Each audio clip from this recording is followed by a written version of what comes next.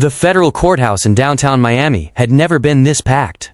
Diego Morales sat at the defense table in a custom Italian suit, cameras flashing, victims' families filling every seat. His lawyer was mid-sentence when Diego's hand trembled. The coffee cup slipped, his eyes went wide, his face twisted. Then he crashed to the marble floor, and the courtroom erupted into chaos. National news cameras captured everything. The untouchable kingpin reduced to convulsing on the ground. Valentina stood frozen in her Valentino dress, one hand covering her mouth. But she didn't reach for him. She stepped back. Away from him. Away from his weakness. The question hung in the air. When the king can't even stand, who remains? He woke to the smell of antiseptic and the hum of machines. Diego Morales, El Rey of Miami's underworld, couldn't move. Not his legs. Not his arms below the elbows. Nothing. The doctor's voice was clinical. Massive stroke. Significant paralysis. Trial postponed indefinitely. Valentina visited once. Just once. She stood in the doorway of his federal medical room, Chanel perfume filling the sterile air, but she couldn't come closer. Her perfectly made-up face struggled to hide the disgust. "I can't, Diego," she whispered, her voice breaking. I can't do this. You understand, right?" She placed her diamond Cartier bracelet on his nightstand, careful not to touch him, and her red-bottomed heels clicked away down the corridor. That sound, those retreating footsteps, echoed in Diego's mind for hours. Then Amara walked in. Small-framed, wire-rimmed glasses, moving with quiet efficiency. She didn't flinch when she saw him. Didn't look away from his useless body, or the rage burning in his eyes. "Get the hell out of my room," Diego snarled, his voice the only weapon he had left. Amara simply adjusted his IV with practiced hands. "Your anger won't make your muscles work, Mr. Morales," she said calmly. "Save your energy for physical therapy." Her touch was clinical but not cold, professional but not cruel. Diego noticed the jade pendant at her throat, the worn copy of Steinbeck on her cart, the way she looked at him without fear and without pity. "I don't need your help," he spat. "No," Amara agreed, pulling up his blanket with gentle firmness. "But you're going to get it anyway." That night, Diego lay in the darkness of his medical room, staring at the ceiling. For the first time in his life, he was completely powerless.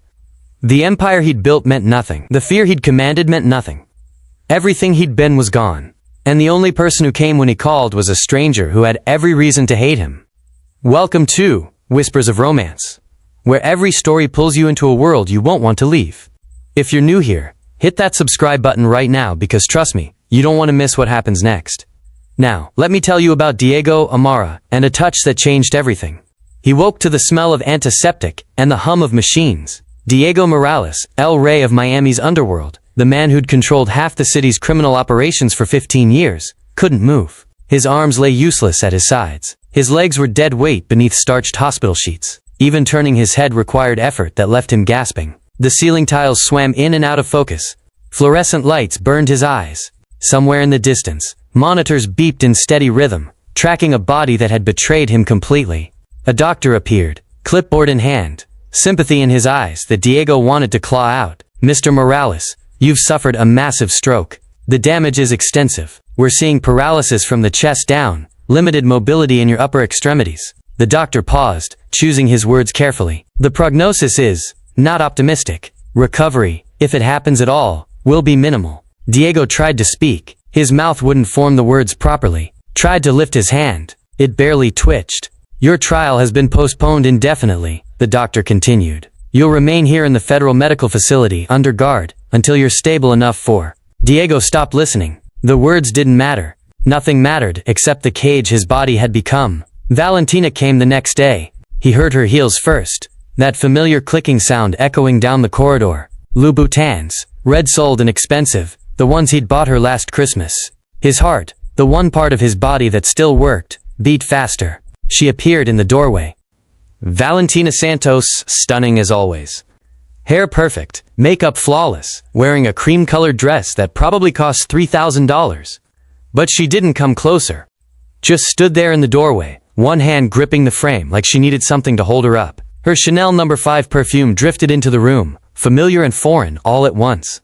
"Diego," she whispered. He tried to speak, managed only a rough sound that might have been her name. She flinched. Valentina's perfectly painted lips trembled. "I can't, Diego. I can't do this." Her eyes were wet, but Diego couldn't tell if the tears were real or performance. "You understand, right? I can't watch you like this. She gestured vaguely at him, at the tubes and wires, at his useless body, at everything he'd become. Diego stared at her, tried to find words, any words, but his tongue was thick in his mouth. I'm sorry, Valentina said, but she was already backing away. She reached into her designer purse, pulled out the diamond Cartier bracelet he'd given her for their 5th anniversary, placed it carefully on his nightstand like she was leaving flowers at a grave. I'm so sorry, she repeated. And then she turned. Those red-bottomed heels clicked away down the corridor. Sharp, quick, final. The sound grew fainter and fainter until there was nothing but silence, and the steady beep of monitors, and Diego's own ragged breathing. She didn't look back, not once. Diego lay there, staring at the bracelet catching fluorescent light, worth $40,000, discarded like trash, because the man who gave it to her couldn't stand anymore, couldn't protect her, couldn't be Diego Morales. The rage came slowly, building in his chest, the only thing he could still feel with any clarity. 5 years. 5 years of Valentina by his side, in his bed, wearing his gifts, living in his penthouse. And one stroke, one moment of weakness, and she couldn't even stay in the room. He was still seething when the door opened again. A woman walked in, small-framed, maybe 5'3", Asian, mid-20s, wire-rimmed glasses, dark hair pulled back in a practical ponytail, scrubs that had seen better days. No makeup, no jewelry except a simple jade pendant at her throat. She moved with quiet efficiency, checking his monitors, making notes on a tablet. Diego watched her with eyes that burned. Get the hell out of my room, he snarled. The words came out slurred but venomous. The woman didn't even flinch, didn't look startled or afraid, just glanced at him with calm, dark eyes. Good afternoon, Mr. Morales. I'm Amara Chen. I'll be your primary caregiver during your stay here. Her voice was steady, professional, completely unaffected by his tone. I don't want a caregiver. Get out. Your anger won't make your muscles work, Mr. Morales. Amara adjusted his IV with practiced hands. Save your energy for physical therapy. You're going to need it. Diego tried to push himself up, tried to use his arms to shove her away. His body barely responded. Humiliation flooded through him, hot and bitter. Amara pulled up his blanket with gentle but firm movements. I'm going to help you with your bath now. The nurses will assist me. Don't you dare, Mr. Morales. Amara interrupted, looking directly at him. You have 2 options. You can fight this and make it harder on yourself, or you can accept help with dignity. Either way, you're getting clean. 2 nurses entered, efficient and professional. And Diego Morales, who'd ordered executions with a phone call, who'd built an empire on violence and fear, who'd never shown vulnerability to anyone, was bathed like an infant. They turned him, washed him, handled his useless body with clinical detachment, while he lay there unable to do anything but feel the shame burning through every nerve that still worked.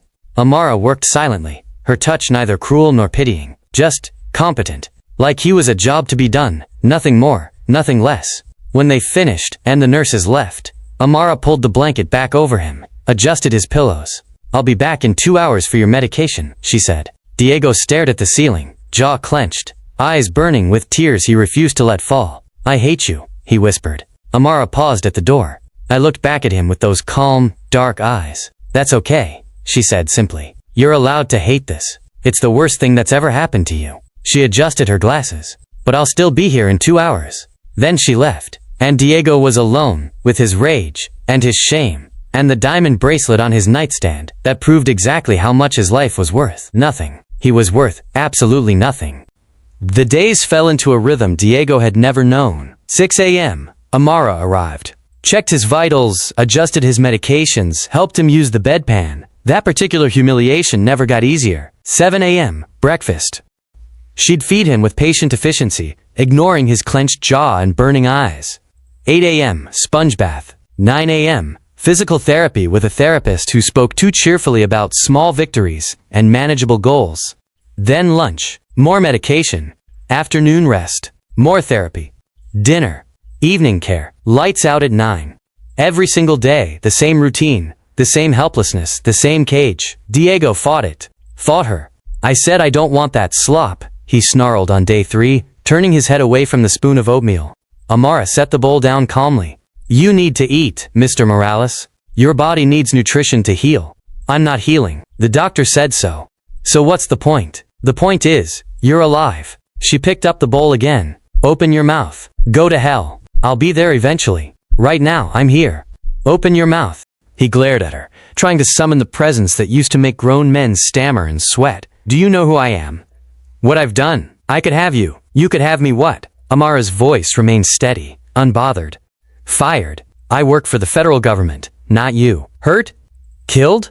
She met his eyes directly. You can't even feed yourself, Mr. Morales. So no, you can't do anything to me. The words hit like a physical blow.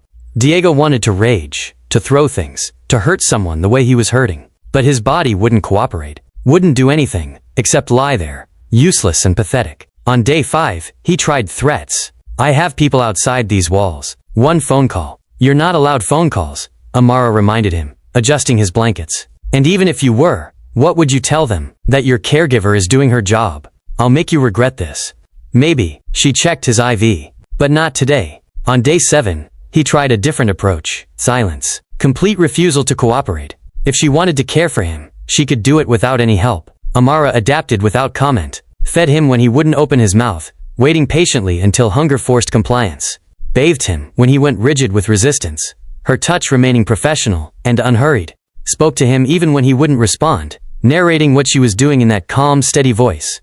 I'm going to turn you now to check for bed sores. This might be uncomfortable. Your physical therapist will be here in 20 minutes. It's a beautiful day outside. Very clear. Diego hated that voice, hated how unshakable she was, hated that nothing he did, no threat, no insult, no icy silence, penetrated that professional composure. But he also noticed things. The way she always opened his blinds in the morning, letting Miami sunlight flood the room. You need vitamin D, she'd say simply. The NPR station that played softly during his morning routine. News, classical music, human voices that weren't medical staff. The library books that appeared on his bedside table. Steinbeck, Hemingway, Garcia Marquez. She never asked if he wanted them, just left them there in case he could turn pages. He noticed her jade pendant, simple and worn, catching the light when she leaned over him. The practical way she pulled her hair back. The wire-rimmed glasses that slipped down her nose when she read his charts. And once, when her locker stood open while she washed her hands, he saw the photograph. A young Asian woman, early 20s, cap and gown, brilliant smile. Someone who looked like Amara but younger, happier, full of life. On day 12, during evening medication, Diego finally asked, "Why aren't you afraid of me?" Amara paused, pill cup in hand, looked at him with those calm, dark eyes. "Should I be? Everyone else was." His voice came out bitter. "Even the guards watch me like I might attack them from this bed." "You built your life on fear," Amara said quietly. "On making people too terrified to say no to you." She handed him the pills, helped him drink water. "But fear only works when you have power. And I don't anymore." "No." She set the cup aside. "You don't." The words should have enraged him. Instead, Diego felt something crack inside his chest. Something he didn't have a name for. "Because you can't hurt anyone from that bed, Mr. Morales," Amara continued, adjusting his pillows. "Not anymore. So no, I'm not afraid of you." She moved to leave, then paused. "But I'm not cruel either. You're a human being, having the worst experience of your life. You deserve basic dignity, even if you never gave it to others." That night, Diego didn't fight when she came for evening care, didn't snarl, or threaten, or retreat into hostile silence. Just let her work, watching her face in the dim light, trying to understand what kind of person saw a monster, and chose kindness, anyway. During physical therapy the next morning, something changed. The therapist was working his right hand, manipulating fingers that hadn't moved in 2 weeks. "Try to grip my hand, Mr. Morales. Just try." Diego focused, concentrated everything on his fingers. Tried to will them to move, to prove he wasn't completely broken. "Nothing. It's okay. We'll try again tomorrow." Then his index finger twitched. Just once. Just barely. But it moved. The therapist's eyes widened. "Did you, Mr. Morales, do that again?" Diego tried. Focused harder. His finger twitched again, then his thumb, then slowly, impossibly, his entire hand shifted half an inch. "That's it." The therapist was grinning now. "That's excellent progress." Diego stared at his hand, like it belonged to someone else. 2 weeks of nothing, and now this tiny pathetic movement, that shouldn't have mattered. But it did matter. It mattered desperately. When Amara came for his afternoon medication, Diego was still staring at his hand.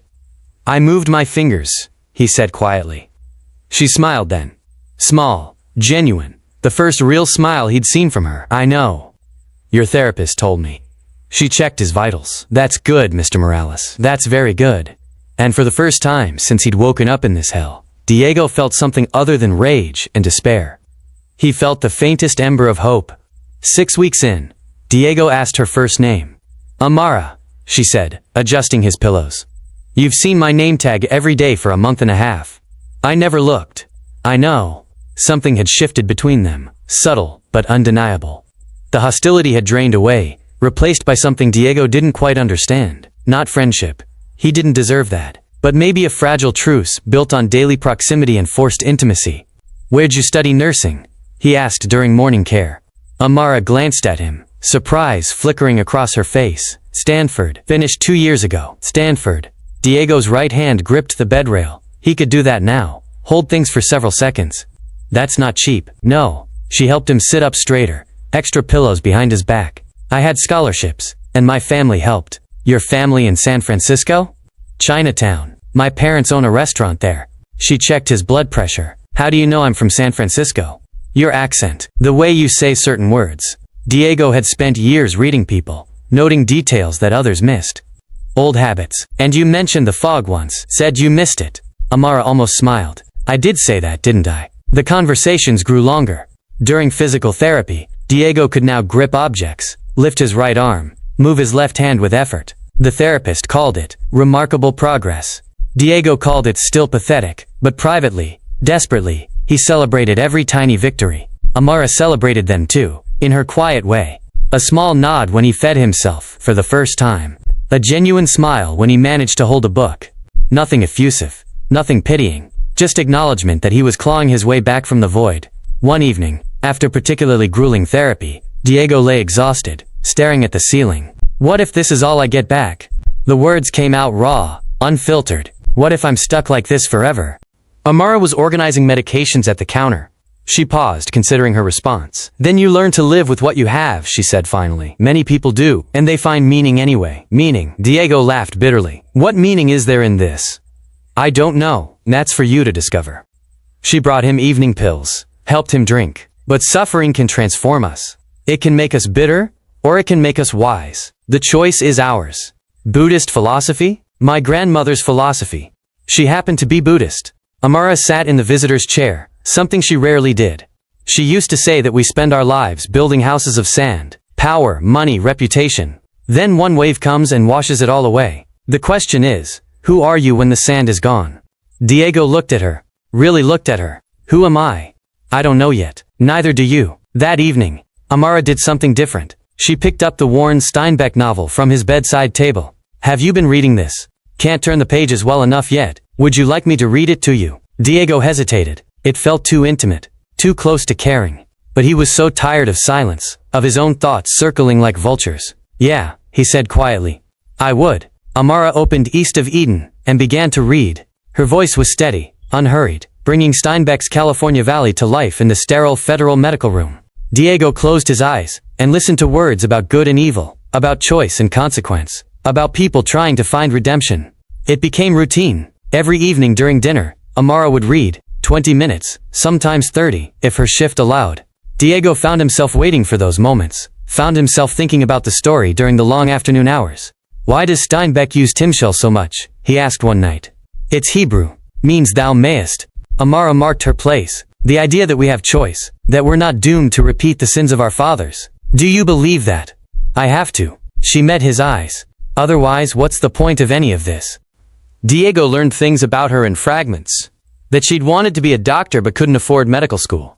That she loved classical music and terrible reality TV in equal measure. That she sent money home to her parents every month. That she believed in karma and second chances and the fundamental dignity of every human being, even the ones who'd forfeited their right to it. Why do you do this? Diego asked one morning. Take care of someone like me? Someone like you? A criminal. A monster. Amara was quiet for a long moment. Everyone deserves care when they're suffering. Even people who've caused suffering themselves. That's very noble. It's not nobility. It's just basic human decency. By week 8, Diego realized he was waiting for her shifts. Would feel disappointment when a different nurse appeared. Relief when Amara walked through the door at 6 a.m. He told himself it was just routine. Just familiarity. Just the desperate attachment of a man who had nothing else. But he knew, somewhere deep in the parts of himself he'd buried under years of violence and power, that it was more than that. Amara Chen saw him, Not Diego Morales the kingpin, not El Rey of Miami's underworld, but the broken man underneath. And she chose compassion anyway. "What are you thinking about?" she asked one evening, catching him staring at nothing. Diego looked at her, at the jade pendant, the wire-rimmed glasses, the tired kindness in her eyes. "I'm thinking," he said slowly, "that you're the first good person I've known in 20 years. Amara's expression didn't change. "I'm not as good as you think." "What does that mean?" But she just shook her head and went back to reading Steinbeck, leaving Diego to wonder what shadows lived behind her calm professionalism, what secrets she was carrying, and why, despite everything, she'd chosen to carry them here. It was a Tuesday afternoon when Diego saw the photograph clearly. Amara's locker stood slightly open during shift change, her jacket hanging half out.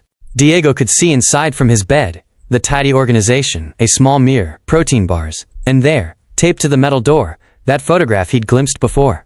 A young woman in cap and gown, early 20s, radiant smile, black hair cascading over her shoulders. She held her diploma like a trophy, eyes bright with future and possibility. The resemblance to Amara was unmistakable. Same delicate features, same intelligent eyes, but younger, happier, unmarked by whatever shadows Amara carried. When Amara returned from getting fresh linens, Diego asked, "Who is she?"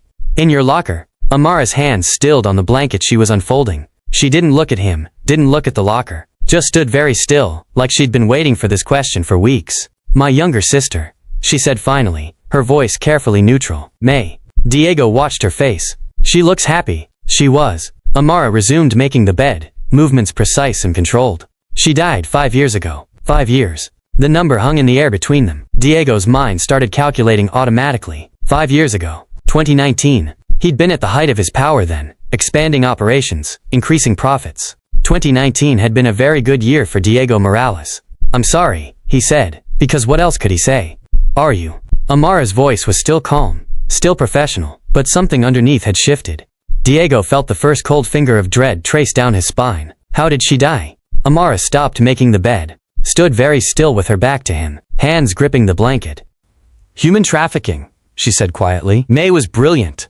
Full scholarship to UC Berkeley. Graduated summa cum laude with degrees in engineering and environmental science. She was trying to get to America for graduate school. MIT offered her a full ride." Amara's voice didn't break, but Diego heard the fractures underneath. "She was in China visiting our grandmother. She paid smugglers to get her back to the States quickly because her program was starting.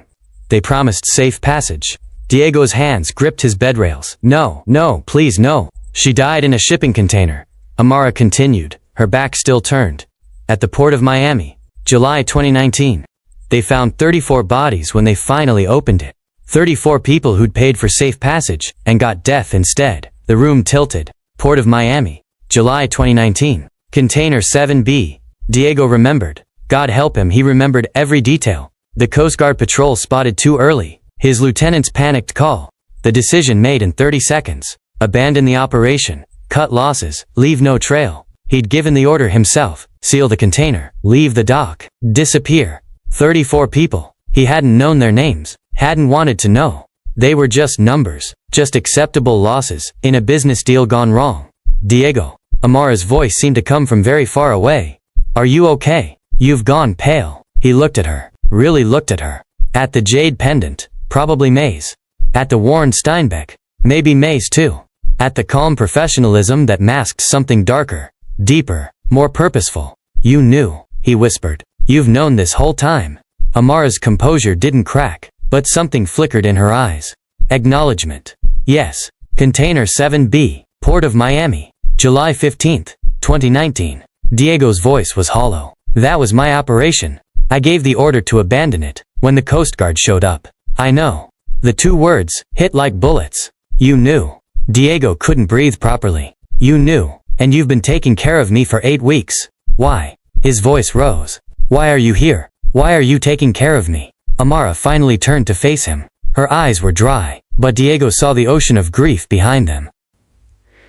"Because I needed to see if I could forgive you," she said simply. "Because May believed in redemption. She believed that people could change, that compassion could transform even the worst of us." Amara's hands were steady, but her voice trembled slightly.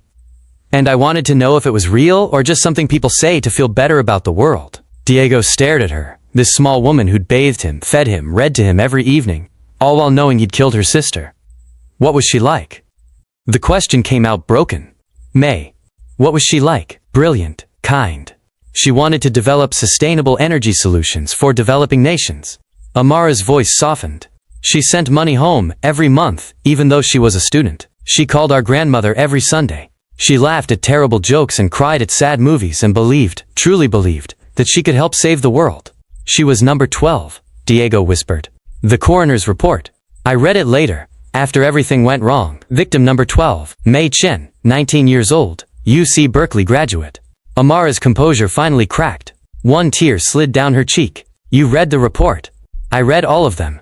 After. Diego's own eyes burned. I told myself it was just business. Just bad luck. Just acceptable losses. He laughed bitterly. That's what I called them. Acceptable losses. And now I'd give anything to undo it. To bring her back. To bring all of them back. Diego looked at his useless hands. But I can't. So what do I do with that? How do I live with that? I don't know, Amara said quietly. I'm still figuring out how to live with it myself. They sat in silence. The truth, hanging between them like smoke. Diego had killed Amara's sister.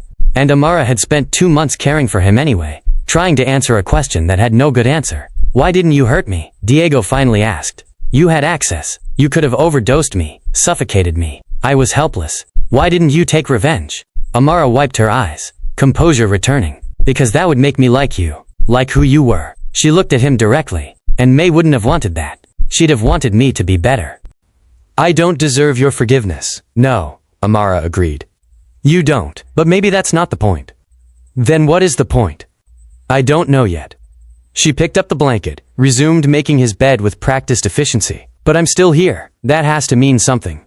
Diego watched her work. This woman who'd lost everything because of his choices, and chose to answer with compassion anyway. I'm sorry, he whispered.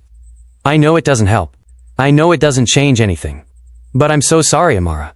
I know, she said softly. That's why I keep coming back. That night, Diego couldn't look at her. Amara came for evening medication, and he turned his head away, unable to bear the sight of her face, the face that looked so much like May's in that photograph, the sister he'd killed, the brilliant, kind girl who'd wanted to save the world, and died screaming in a sealed container, because Diego Morales valued profit over human life. I can't do this, he said, his voice raw. I can't have you here. Request a transfer. Get reassigned to someone else. No.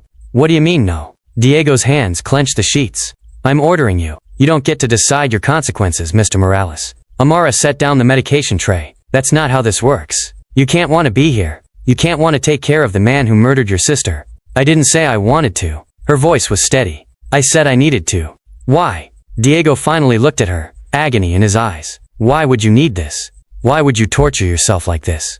Because I need to know if redemption is real, or just a story we tell ourselves. Amara sat in the visitor's chair, something she only did for serious conversations. And I can't know that if I run away. Diego felt something crack inside his chest. The walls he'd built over decades, the armor that had let him sleep at night while running a criminal empire, shattered completely. He started crying, not quiet, dignified tears. Loud, ugly sobs that tore out of him like they'd been trapped for 30 years. His shoulders shook. His face contorted. He cried for Mei Chen, for the 33 others in that container, for every person his organization had destroyed. He cried for his own soul, black and twisted and unredeemable. Amara didn't leave, didn't comfort him. Just sat there bearing witness, her face calm and sad and impossibly present. I knew, Diego gasped between sobs. I knew they might die in those containers. The risk was always there. Heat, dehydration, suffocation. I knew and I didn't care, because it was just business. He looked at her with streaming eyes. Just business. That's what I told myself. Acceptable losses. Risk management. I know. How can you sit there? Diego's voice broke. How can you sit there and look at me? Because someone has to. Amara's own eyes were wet now. Someone has to witness what you're feeling right now. Otherwise it's just empty guilt. Just performance. I don't want forgiveness. Good. Because I can't give it to you. She leaned forward slightly. But I can acknowledge that you're finally being honest. Finally seeing what you did. That's something. Diego wiped his face with shaking hands. It's not enough. No. It's not. They sat in silence. The truth settling over them like ash. Diego had been responsible for 34 deaths. Mei Chen was just one. But she'd had a name, a family, a future. They all had. Tell me about the others, Diego said quietly. The other operations. Do you know about those too? Some of them. Not all. I'll tell you. Diego's voice was hoarse. I'll tell you everything. Every operation, every decision, every time I chose money over human life. He met her eyes. You want to know if redemption is real? Then you need to know exactly what needs redeeming. So Diego confessed, not to federal agents or prosecutors or priests, but to the sister of one of his victims. He told her about the trafficking routes, the protection rackets, the drug distribution networks, the violence he'd ordered, the people who'd disappeared on his command. He told her about the deliberate choices, the cost-benefit analyses that treated human lives as line items, the calculations that determined how much suffering was acceptable for how much profit. I wasn't a victim of circumstance, he said. I wasn't forced into this life. I chose it because it made me rich and powerful and feared. I chose it every single day for 15 years. Amara listened without interrupting. Her face remained composed, but Diego saw the pain in her eyes as each confession landed. When he finally stopped talking, his voice was gone, his face swollen from crying, his body exhausted. Why are you telling me this? Amara asked. Because you're right. I don't get to decide my consequences. Diego looked at his partially mobile hands. But maybe I can finally take responsibility for my choices. Not to escape punishment, not to feel better, just because it's the truth. Something shifted in Amara's expression. Not forgiveness, but recognition. That's the first honest thing you've said since I met you. The next morning, Diego's lawyer arrived with news. Your hand mobility is improving significantly. The doctors are surprised by your progress. He consulted his notes. The prosecution is discussing resuming your trial, possibly in 3 to 4 months. Diego's first thought wasn't about defense strategies or plea deals or getting out. His first thought was, I need to tell Amara. The lawyer noticed his distraction. Diego, are you listening? This is important. We need to start preparing. I'm listening. Diego forced himself to focus. What are my options? But his mind was already elsewhere. Already thinking about the woman who'd spent 2 months caring for her sister's killer, searching for something Diego wasn't sure existed. 2 days later, federal agents appeared at Amara's door. She told Diego about it during evening care, her voice carefully neutral. They asked about my unusual dedication to your case, why I requested this assignment, how much time I spend here beyond my required shifts. She adjusted his pillows. They wanted to know if you'd threatened me or my family, if you'd offered me money. Diego's blood ran cold. What did you tell them? The truth, that I requested you specifically, that I spend extra time here by choice. She met his eyes. They're building a file. Watching me. They think I'm compromised. You are compromised. Because of me. No. Amara's voice was firm. I made my choices with open eyes. I knew the risks. I won't let you go down for me. You don't have a choice in that either. She almost smiled. None of us do. We just have to live with what we've chosen and see what happens. Diego watched her prepare his medication. This small woman who'd brought him face to face with his own humanity when he'd spent years running from it. Thank you, he said quietly. For what? For not letting me hide from what I am. What I've done. He paused. For showing me that maybe, even if I can't be forgiven, I can at least be honest. Amara handed him his pills. That's a start, Mr. Morales. It's not redemption, but it's a start. Valentina arrived on a Friday morning without warning. Diego heard her before he saw her. Those unmistakable Louboutins clicking down the corridor with purpose. But this time, the sound didn't hesitate at his doorway. This time, she walked right in. She looked stunning. Balmain suit, in cream and gold, perfectly tailored. Statement necklace that probably cost $20,000. Hair and makeup flawless, like she'd just stepped out of a magazine shoot. The scent of Chanel No. 5 filled the room, expensive and cloying.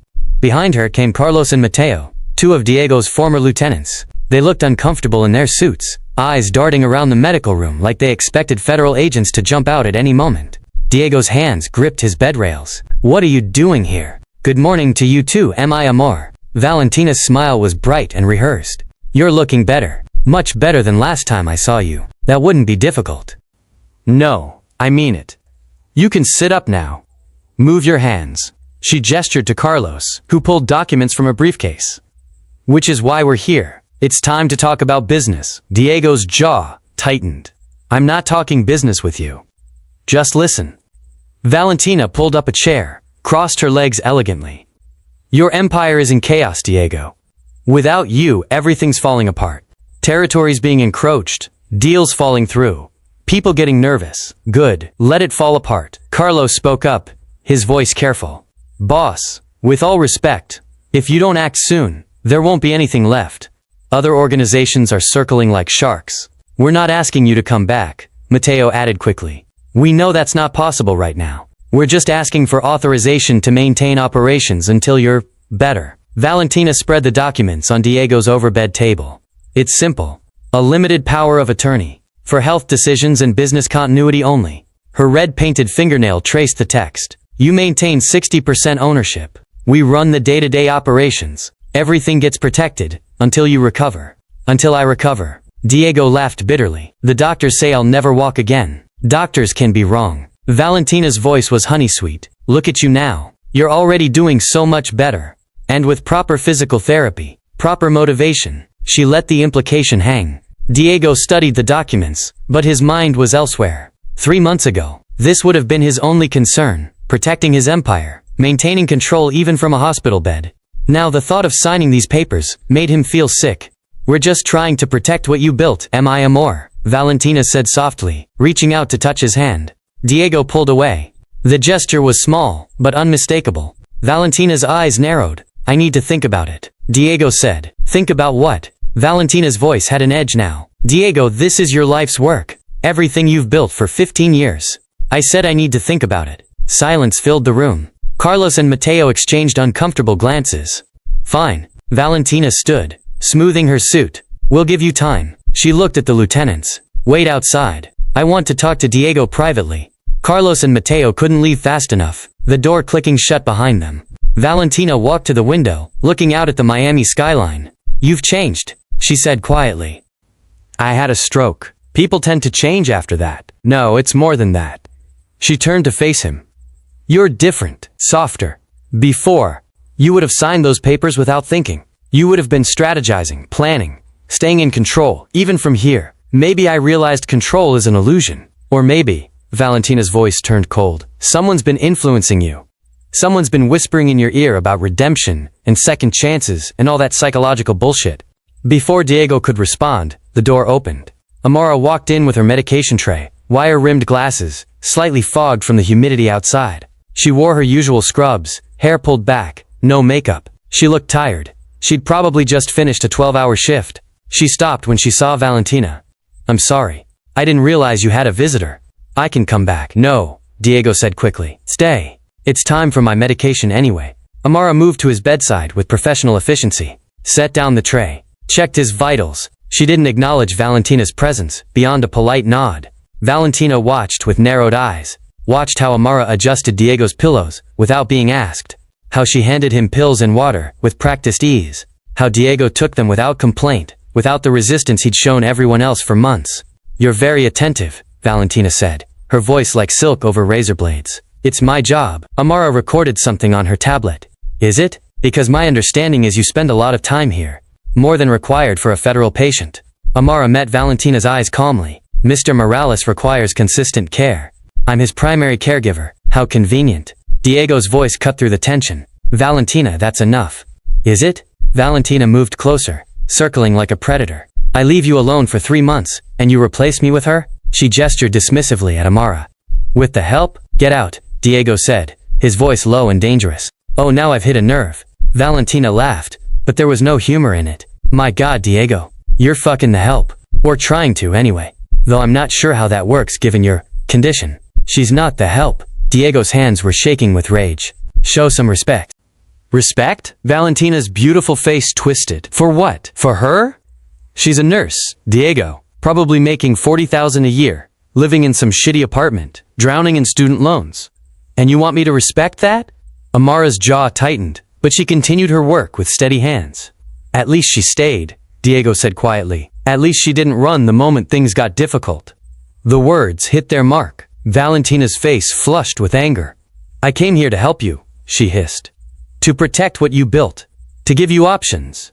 And this is how you repay me? By throwing my one moment of weakness in my face? One moment? Diego's laugh was bitter. You left a bracelet like a funeral wreath and walked away. You couldn't even look at me. Because you were pathetic. The words exploded out of her. You were El Rey, Diego, the king. And suddenly you were just this. She gestured at him, at the hospital bed, at his useless body. How was I supposed to deal with that? You were supposed to stay. Valentina's eyes filled with tears. Real or performance, Diego couldn't tell anymore. And she did, didn't she? Your little nurse. Your saint. She looked at Amara with pure venom. What did he promise you? Money? Protection? Or are you just one of those broken women who thinks she can fix a monster? I don't think anyone can fix anyone, Amara said quietly, the first time she'd really spoken. We can only choose who we are each day. How profound. Valentina grabbed her purse. Enjoy your philosophy, Diego. Enjoy your nurse reading you bedtime stories while your empire crumbles. She headed for the door, then turned back. But here's the thing about saints. They're only saints until they're martyrs. She looked directly at Amara. I will destroy you. I will make sure every federal agent, every prosecutor, every person with power knows you've been compromised. That you've been helping a criminal, protecting him, maybe even loving him. Her smile was cruel. And Diego will watch from that bed, unable to do anything about it. Just like he has to watch everything else fall apart. The door slammed behind her, heels clicking away down the corridor. Silence filled the room. Amara stood very still, her hands gripping the medication tray. Are you okay? Diego asked. I'm fine, but her voice was tight. She can't hurt you. I won't let her. You can't protect anyone from that bed, Diego. She's right about that much. Amara set down the tray, with trembling hands. The federal investigators have already been asking questions. If she adds her voice to theirs, I'll tell them the truth. That you had nothing to do with my organization. That you're just doing your job. Will they believe you? Diego had no answer for that. Amara moved to the window, looking out at the same skyline Valentina had studied. She looked small standing there, fragile in a way Diego had never seen her before. She was right about one thing, Amara said softly. What? I am broken. She turned to face him. Normal people don't request to care for the man who killed their sister. Normal people don't read Steinbeck to criminals. Normal people don't. She stopped. Don't what? Amara's composure finally cracked. Not completely, but enough that Diego saw the ocean of emotion underneath. Don't start to care about someone they should hate, she whispered. The words hung between them. Diego's heart, the one organ that still worked perfectly, pounded in his chest. Amara, I know what you're gonna say. She held up a hand. That you can't offer me anything. That you're going to prison forever. That this is impossible. All of that is true. I know. She moved back to his bedside, sat in the visitor's chair. I'm not asking for anything, Diego. I'm not expecting some fairy tale, where the monster becomes a prince and we ride off into the sunset. Then what are you doing here? I don't know. Her voice was raw, honest. I came here looking for answers about forgiveness and redemption. Instead, I found... She looked at him, really looked at him. I found someone who's finally being honest about what he did. Someone who's not running from his guilt. Someone who reads Steinbeck and asks about Buddhism and cries for people he'll never meet. That doesn't make me good. No, Amara agreed. But it makes you human. And somewhere along the way, I stopped seeing the monster and started seeing the man. Diego felt tears burning his eyes. I don't deserve that. I don't deserve you seeing me that way. Probably not. She almost smiled. But we don't always get what we deserve. Sometimes we just get what we get and have to figure out what to do with it. What do we do with this? I don't know. Amara reached out, slowly, carefully, and took his hand. The first time she'd touched him outside of medical necessity. But maybe we just be honest about it. No pretending, no false hope.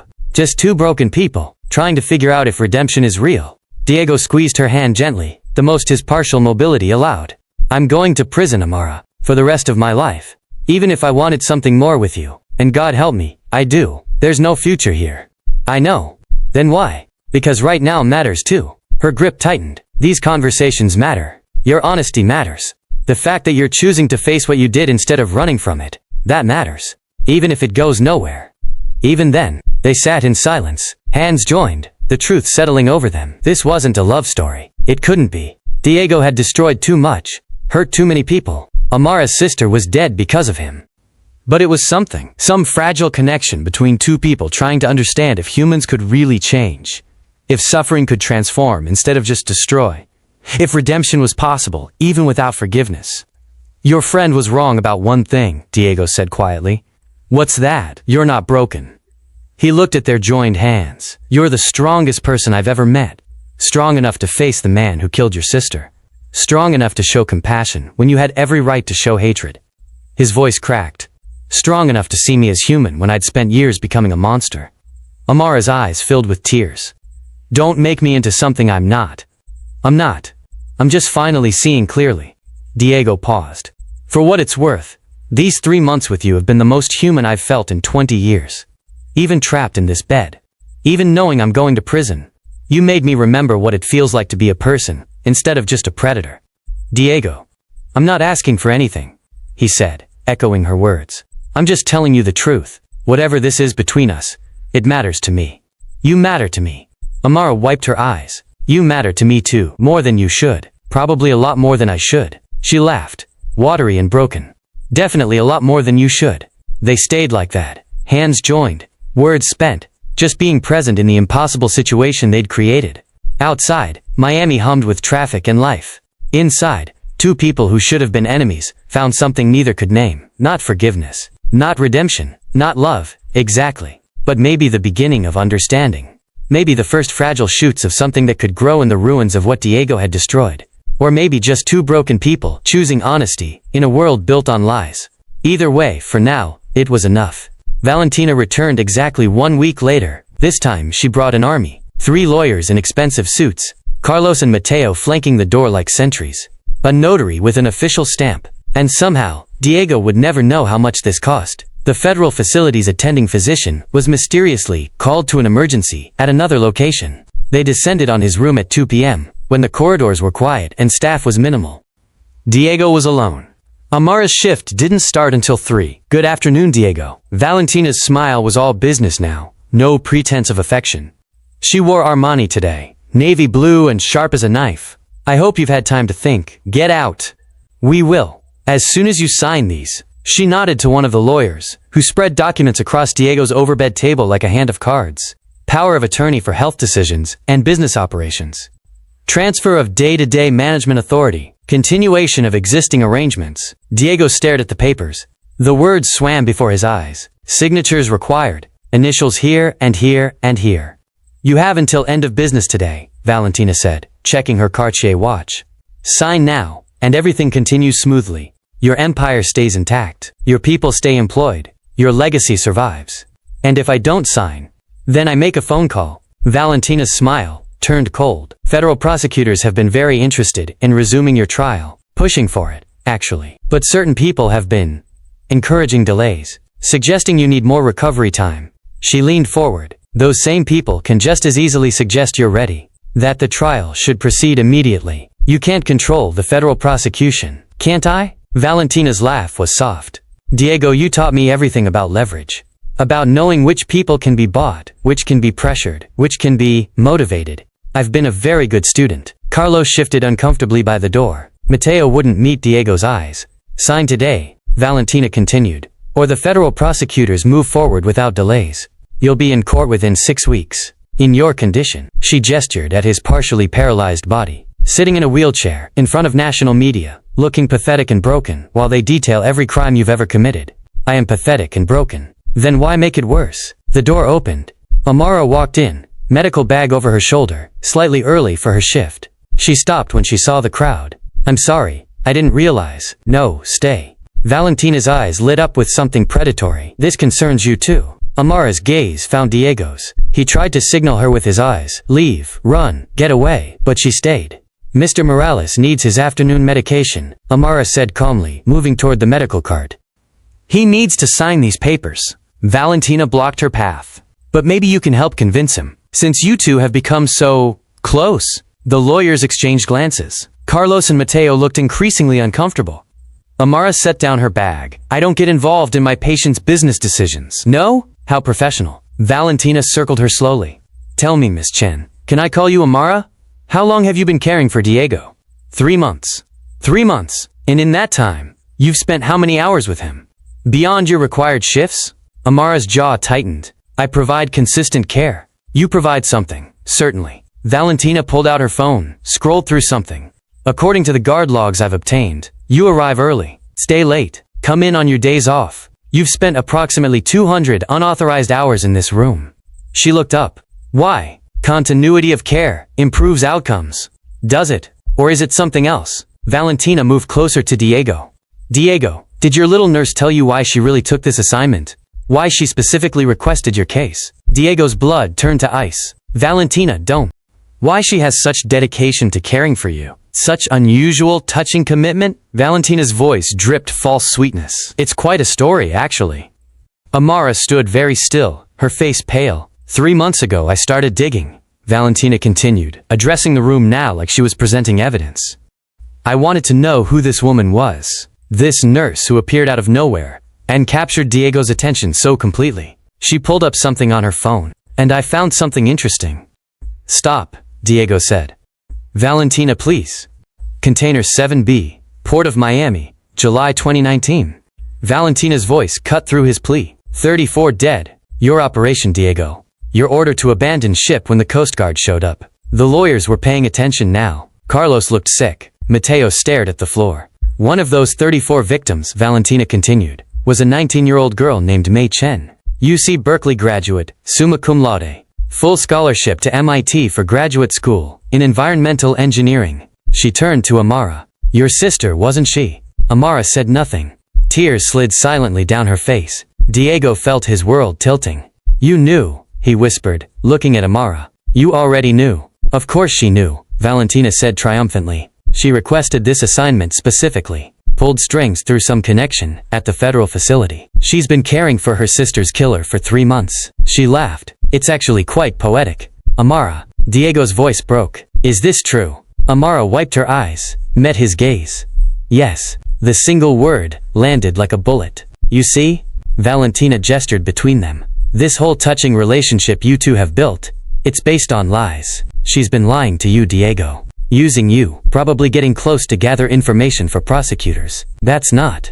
Amara started. Isn't it? Valentina pulled out more documents. Here's the interesting part. Federal investigators have been watching you, Miss Chen. Documenting your unauthorized visits, your suspicious dedication, your clear emotional involvement with a federal prisoner. She spread the papers on Diego's table. They're building a case that you've been providing material aid to a criminal enterprise, that you've been compromised, that your relationship with Diego constitutes obstruction of justice. Amara's face went white. That's insane, Diego said. She hasn't done anything. Hasn't she? Valentina's smile was vicious. 200 unauthorized hours with a mafia boss, reading to him, holding his hand, having private conversations, all while federal investigators are trying to build their case. She turned to Amara. How does it look, do you think? To a prosecutor? To a jury?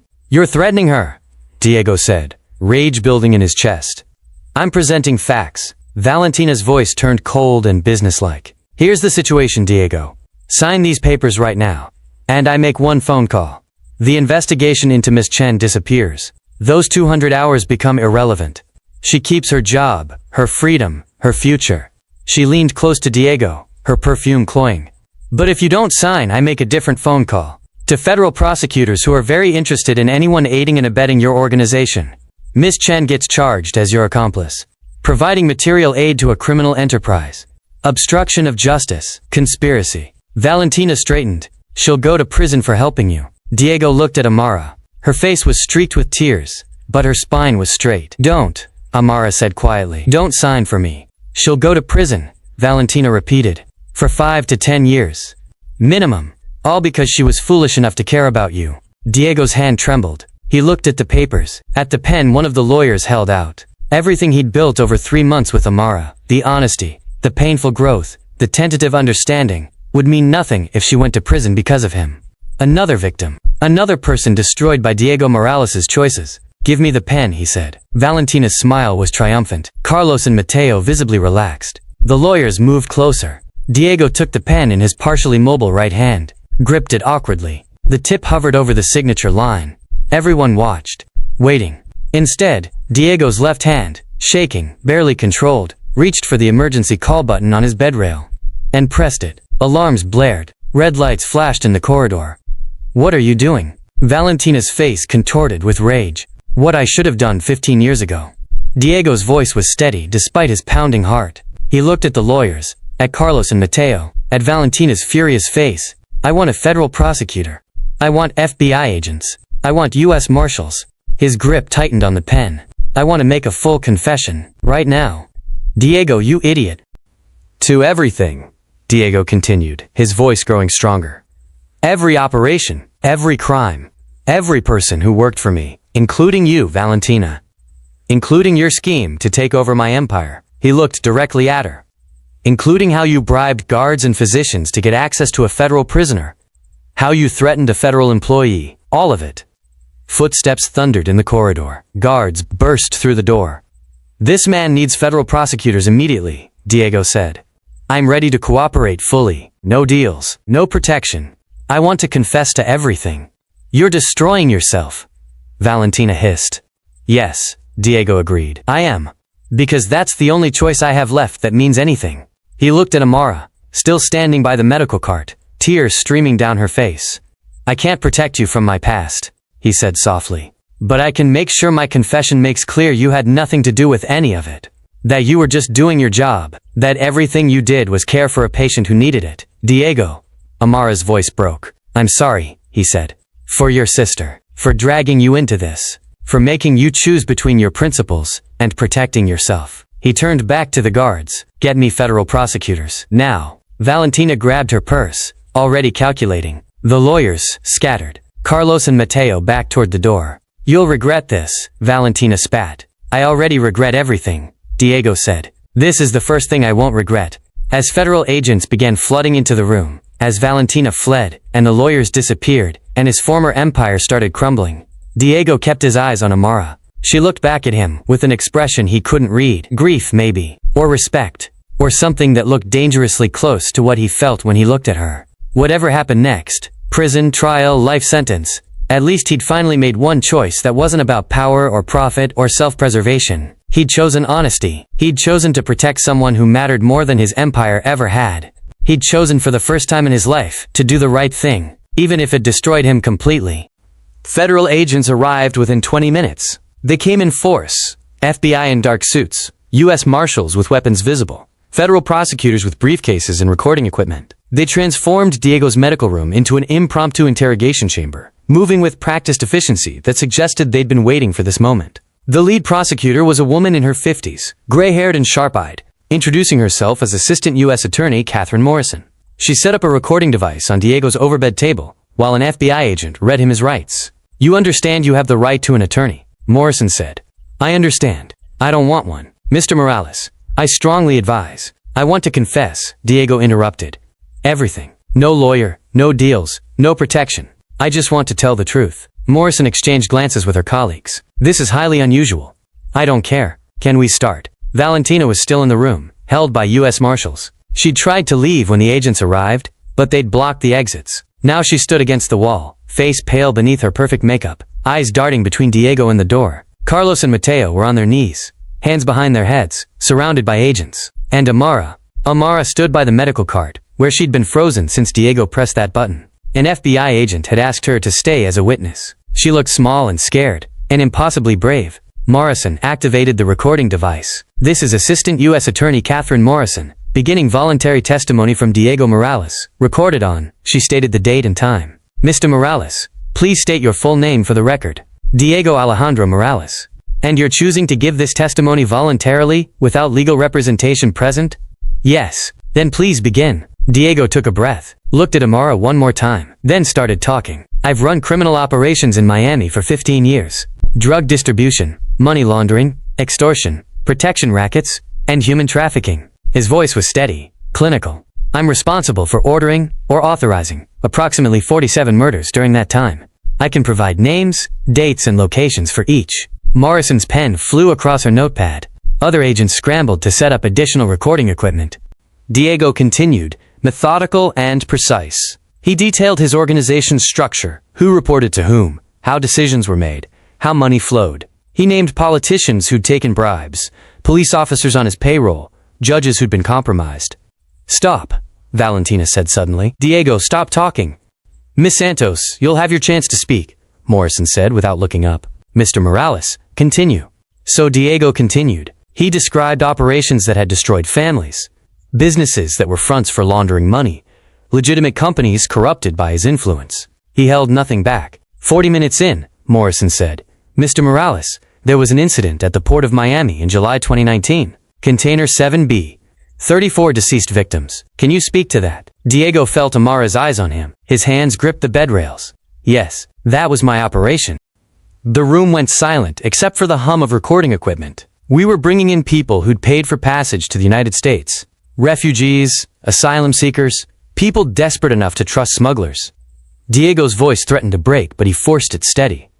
The operation was compromised. Coast Guard patrol spotted our boat at the dock. My lieutenant called me for instructions. What did you tell him? I gave the order to seal the container and abandon the operation. Diego looked directly at Morrison. I knew there were people inside. I knew that sealing a metal container in July heat would kill them. I knew they would die slowly. Suffocation, heat stroke, dehydration. His voice cracked. I knew all of this, and I gave the order anyway because it was more profitable to cut our losses than to risk exposure. You're saying you deliberately ordered the deaths of 34 people? Yes. Morrison's expression didn't change, but something flickered in her eyes. Mr. Morales, one of those victims was Mei Chen, 19 years old. Are you aware of that? Yes. Diego's eyes found Amora's. Victim number 12, UC Berkeley graduate. She had a full scholarship to MIT for environmental engineering. She wanted to develop sustainable energy solutions. His voice broke completely. She deserved to live. She deserved her MIT degree, her future, her dreams. She deserved everything I took from her. Amora's hand covered her mouth, tears streaming freely now. Container 7B wasn't your only trafficking operation, Morrison said. No. There were 17 others, over 8 years. Diego provided dates, locations, numbers. How many survived? How many didn't? I can provide documentation for all of them. Financial records, communications, shipping manifests. Diego, shut up. Valentina lunged forward. The marshals grabbed her. You're destroying everything. That's the point, Diego said calmly. He looked at Morrison. Valentina Santos has been working with my lieutenants Carlos Ruiz and Mateo Vega to take over my organization. She bribed federal guards to gain access to this facility. She threatened a federal employee. He nodded toward Amara. She attempted to coerce me into signing fraudulent power of attorney documents. That's a lie. Valentina struggled against the marshals. He's lying. He's trying to... I have recordings, Diego interrupted. He looked at one of his guards. Still loyal, apparently. My phone. In my belongings. Password is 0715. July 15th. The container. There are recordings of Valentina's calls to me over the past month. Her planning with Carlos and Mateo. Everything. The guard retrieved the phone, handed it to Morrison.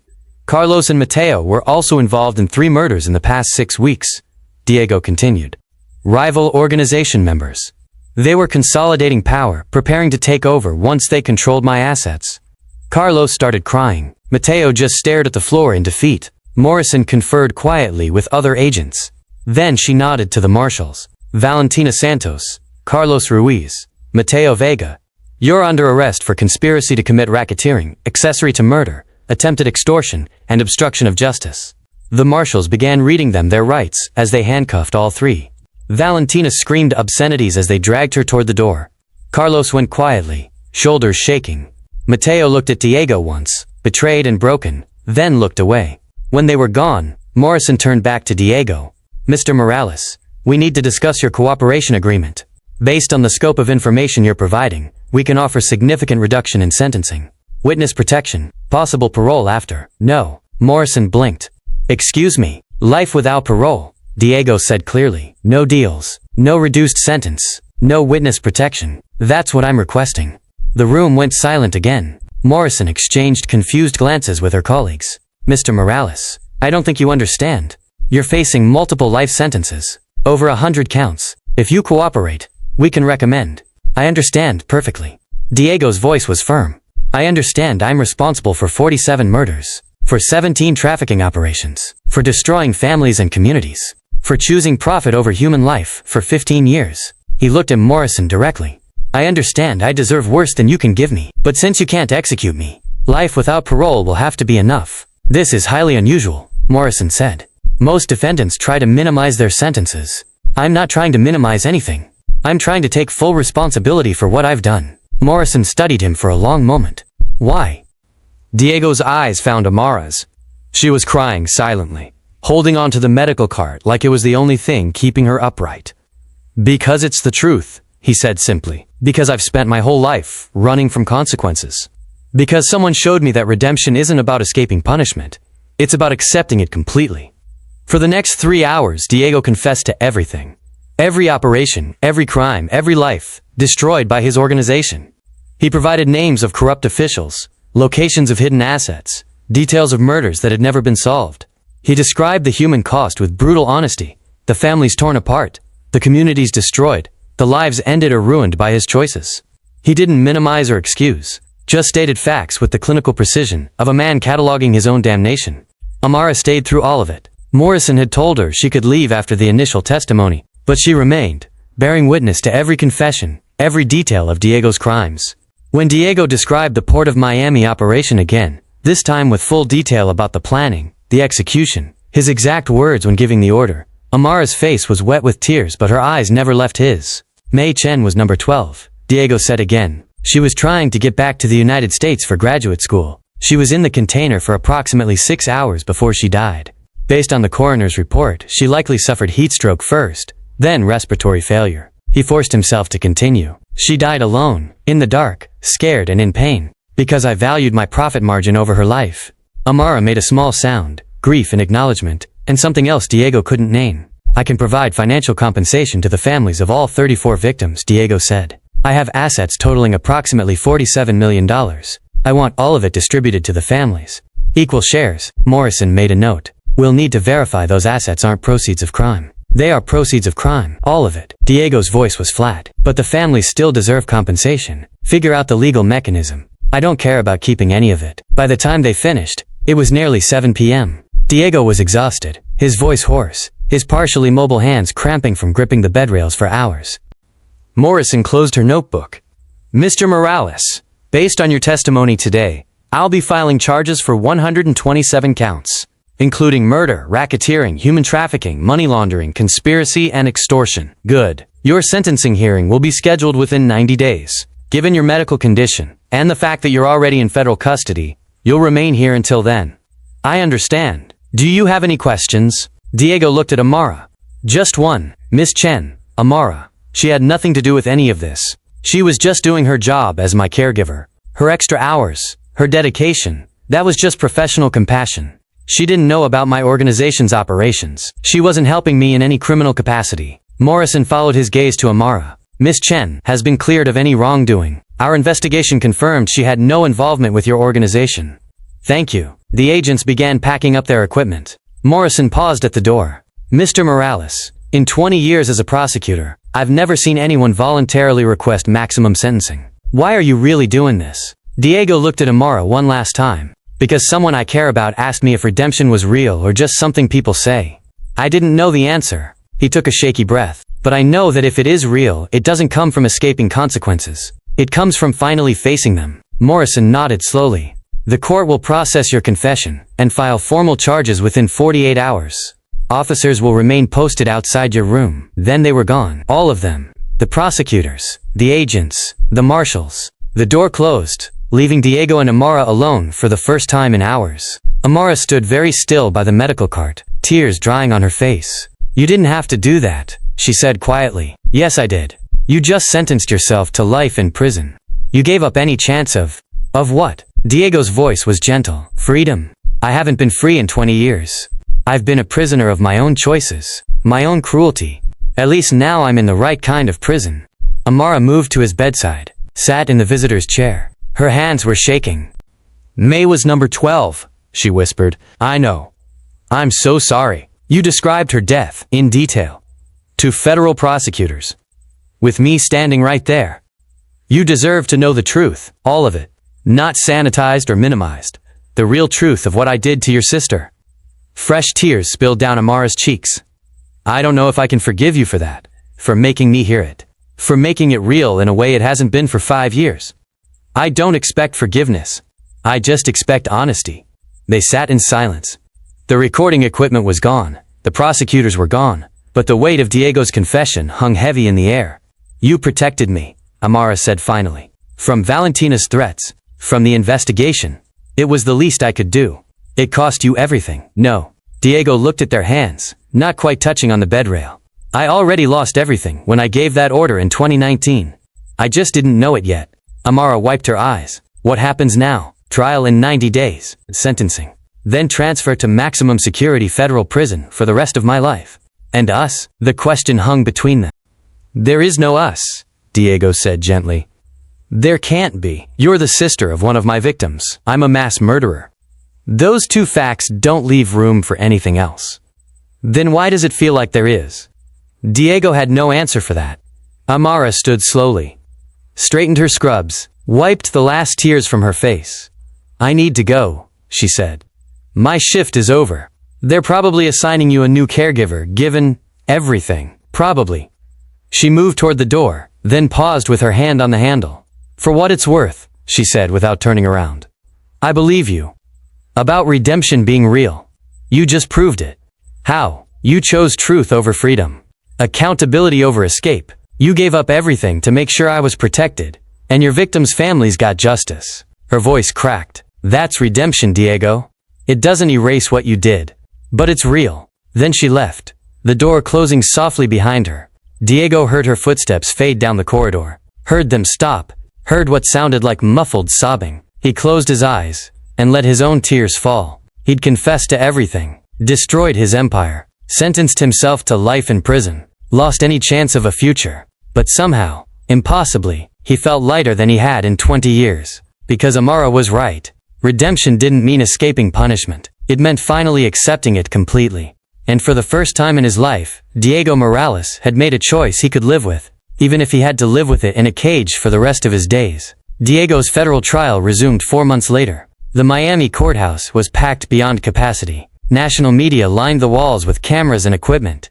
Victims' families filled every available seat, some standing in the back when the benches ran out. Federal agents stood at every exit. The security was unprecedented. 36 U.S. Marshals for one paralyzed man in a wheelchair. Diego sat at the defense table in prison-issued clothing. No expensive Italian suits anymore. No slicked-back hair or designer accessories. Just plain blue scrubs and restraints on his wrists. His partial mobility had improved enough that he could grip the wheelchair armrests, but not enough to walk or pose any threat.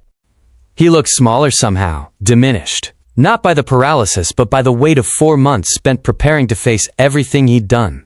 Judge Margaret Chen, no relation to Amara, though Diego had noticed the name and felt the universe's cruel irony, presided with stern efficiency. She was in her 60s, known for harsh sentences and zero tolerance for theatrics. "Mr. Morales," she said, looking down from her bench, "you've been charged with 127 counts including murder, racketeering, human trafficking, money laundering and conspiracy. How do you plead?" Diego's lawyer, court-appointed despite Diego's protests that he didn't want representation, stood to answer. But Diego spoke first. "Guilty. To all charges." A murmur rippled through the courtroom. The lawyer sat down, defeated. Judge Chen's expression didn't change. "The court accepts your plea. We'll proceed to victim impact statements before sentencing." For the next 3 hours, people stood and spoke. A mother whose son was murdered in a territory dispute. She showed the court pictures of his graduation, his wedding, his 2 daughters who would grow up without a father. A man whose sister disappeared into Diego's trafficking network. Never found, never recovered, just gone, like she'd never existed. A woman whose husband was extorted into bankruptcy, who killed himself when he couldn't pay anymore. She read his suicide note aloud, her voice breaking on every word. Woman after woman, man after man, families destroyed, lives ended, futures stolen. Diego listened to every word, didn't look away, didn't hide behind legal jargon or emotional distance, just sat in his wheelchair and bore witness to the mathematics of his cruelty. How many lives one person could destroy in 15 years. Then Amara stood. Diego's heart stopped. She wore a simple black dress, her hair pulled back, minimal makeup. She looked composed but fragile, like glass holding itself together through sheer will. "Please state your name for the record," Judge Chen said. "Amara Chen. I'm here to speak on behalf of my younger sister, Mei Chen, who was victim number 12 in the Port of Miami trafficking incident of July 2019. The courtroom fell silent. Everyone knew about Container 7B. It was the most sensational charge against Diego. 34 deaths in one operation. May was 19 years old, Amara began, her voice steady despite the tears in her eyes. She graduated summa cum laude from UC Berkeley with degrees in engineering and environmental science. She had a full scholarship to MIT. She wanted to develop sustainable energy solutions for developing countries. Amara showed the court a photograph. The same one from her locker, May in cap and gown, radiant with possibility. She called our grandmother every Sunday. She sent money home even though she was a student. She laughed at terrible jokes and cried at sad movies. She believed she could help save the world. Amara's voice cracked. She died in a sealed shipping container, slowly, in the dark, terrified and in pain, because Diego Morales valued his profit margin over her life.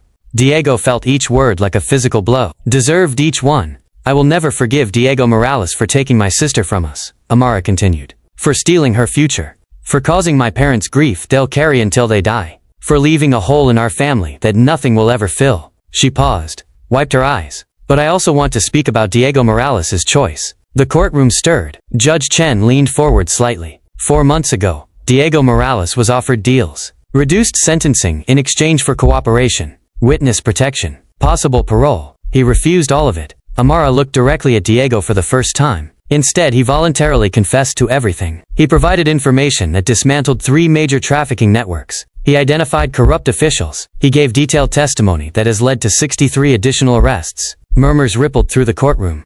Some victims' families looked confused. Others angry. He can't bring May back, Amara said firmly. He can't undo what he did. He can't restore the years my family lost to grief. But he stopped running from it. Her voice grew stronger. For 15 years, Diego Morales built an empire on violence and exploitation. Then he spent 4 months destroying it completely. Not for immunity. Not for freedom. But because it was right. She took a shaky breath. That doesn't erase his crimes. It doesn't mean he deserves forgiveness or mercy. But it stopped future crimes. It saved lives that would have been lost if those networks continued operating.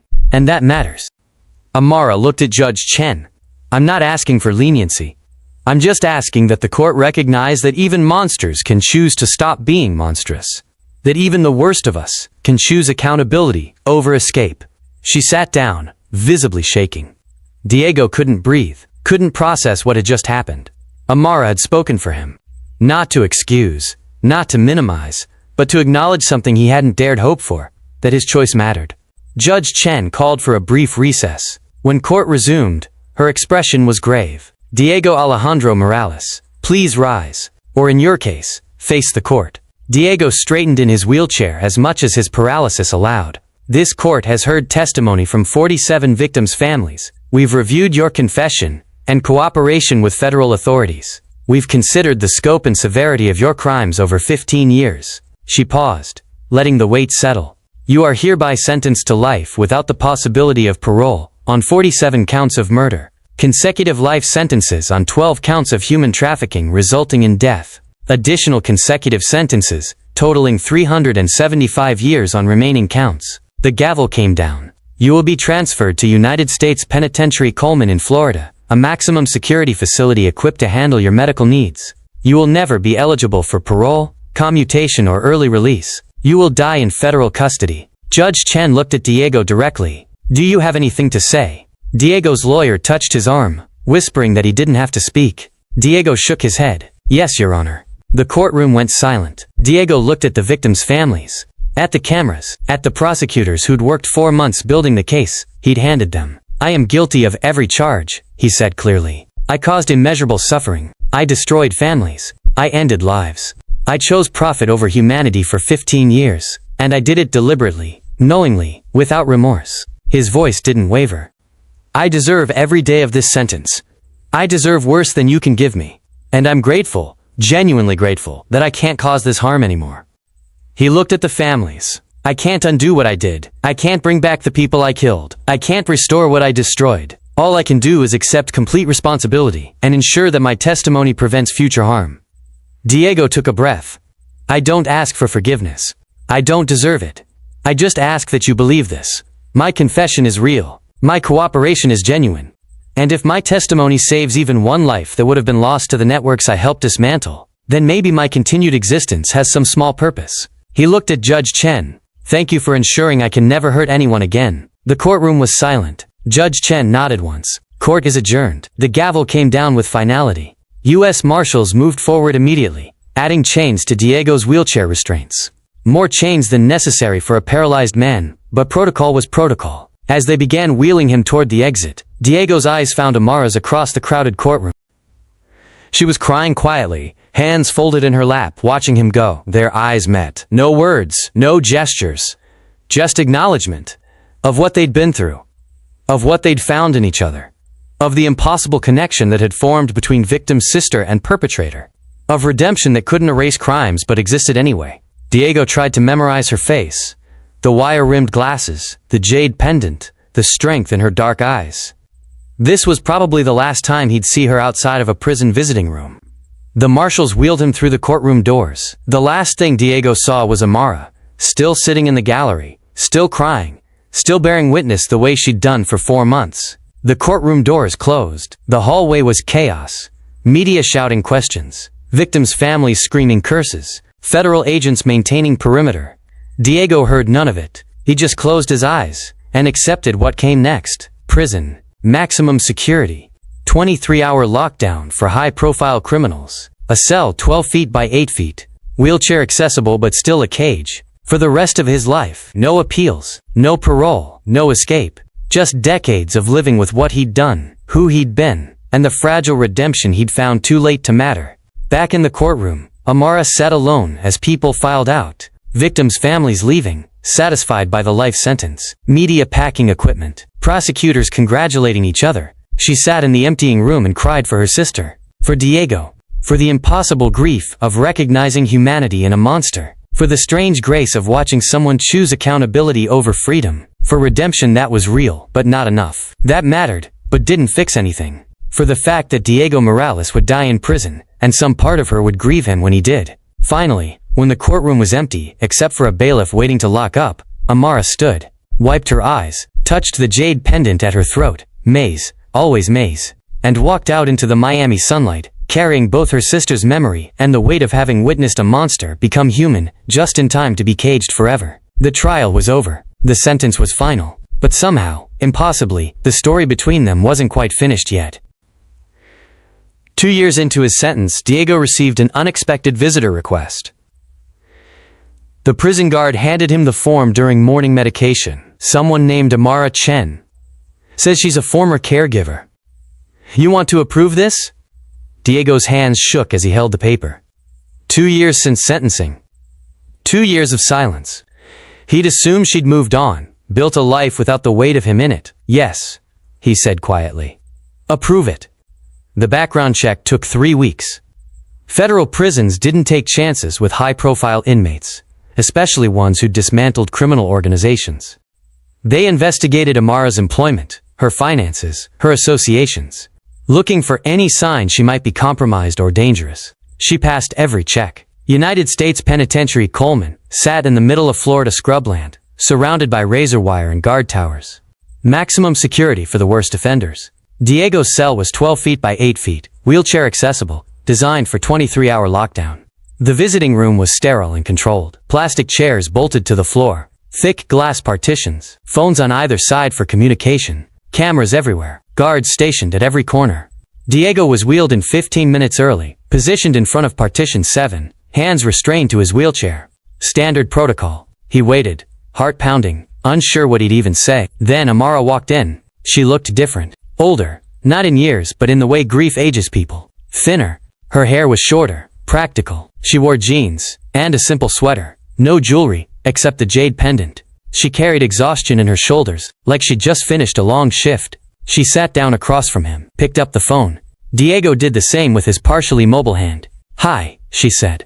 Hi. Diego's voice was rough. You came. I did. She almost smiled. It took me 2 years to be ready, but I did. They looked at each other through the glass. So close, but impossibly far. You look tired, Diego said. 12-hour shift, at Miami General. I drove straight here after. Amara adjusted her glasses. I finished my master's degree. I'm working in palliative care now. End-of-life nursing. Diego felt pride and pain war in his chest. Helping people at the end, that's perfect for you. I thought so too. She paused. You look better than I expected, given everything. Physical therapy. They have adaptive equipment here. I can grip things now, feed myself. Small victories, still victories. Silence settled between them. Not uncomfortable, just heavy with everything unsaid. Why did you come? Diego finally asked. Amara looked at her hands.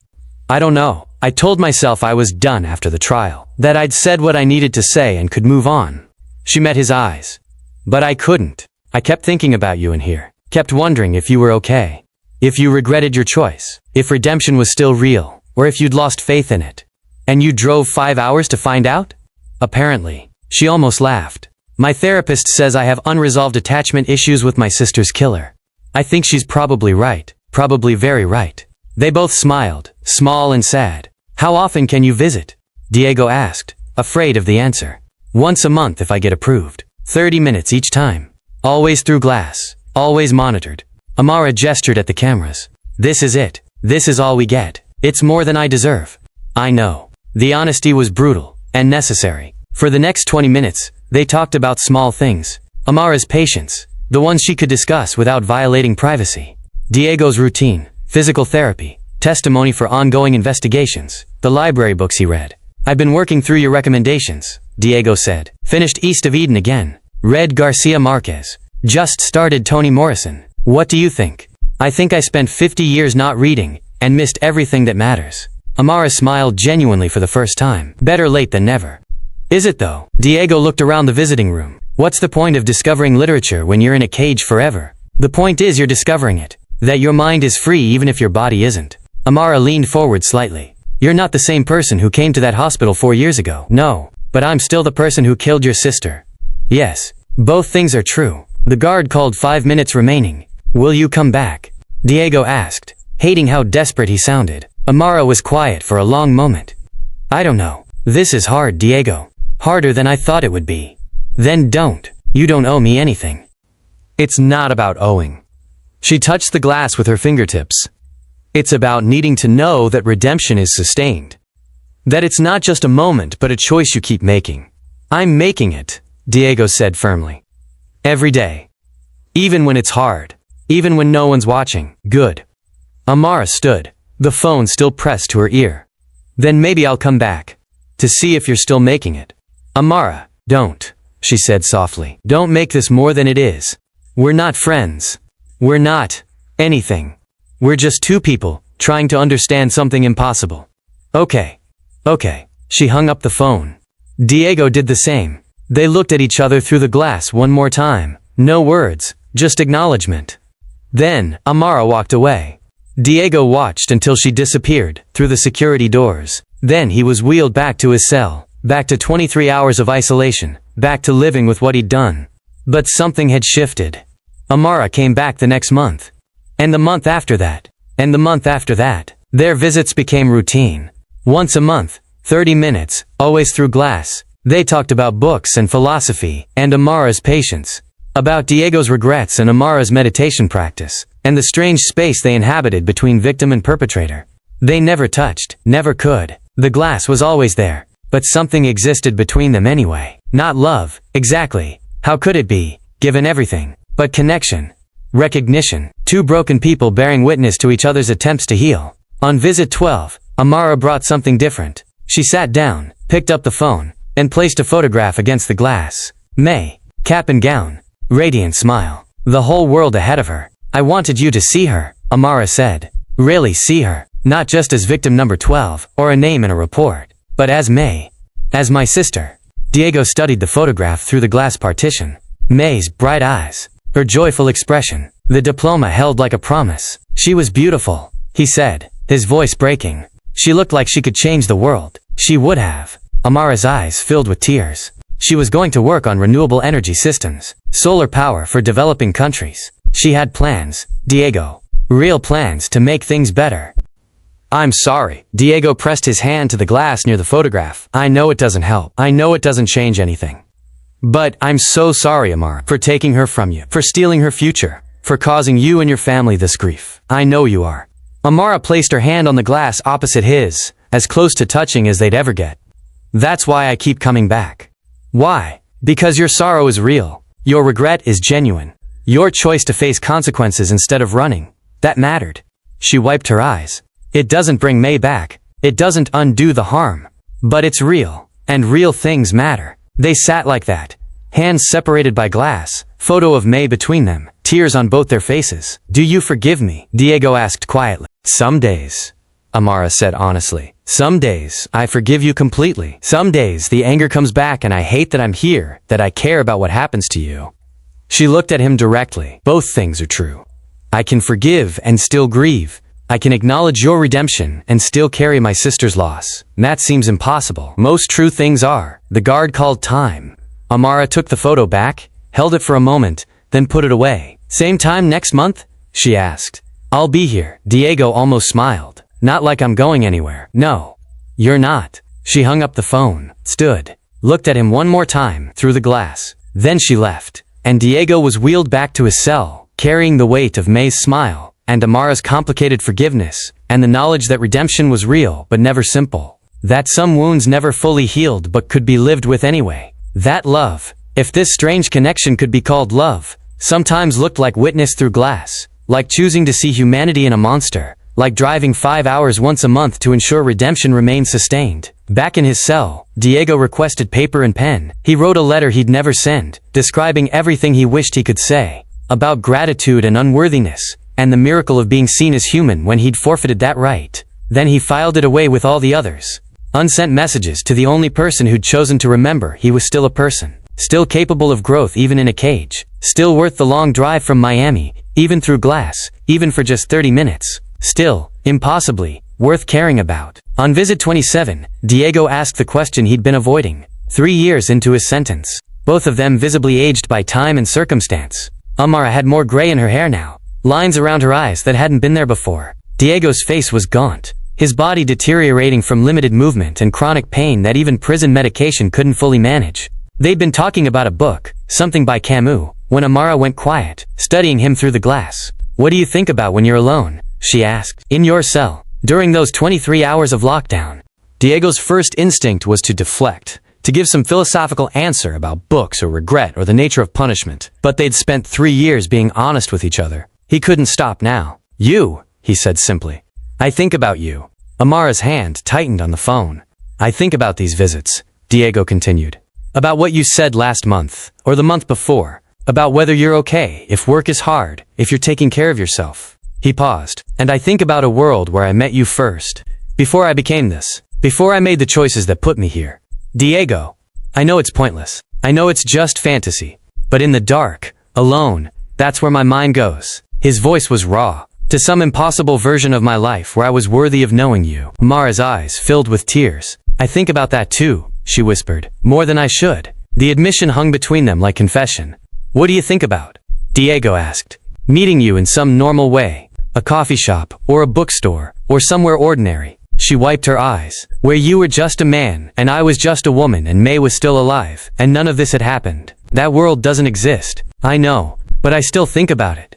They sat in silence, the weight of impossible what-ifs pressing down on them. "This is love, isn't it?" Diego said quietly. "This feeling, this ache, even through glass, even without touching, even knowing it can never be anything more."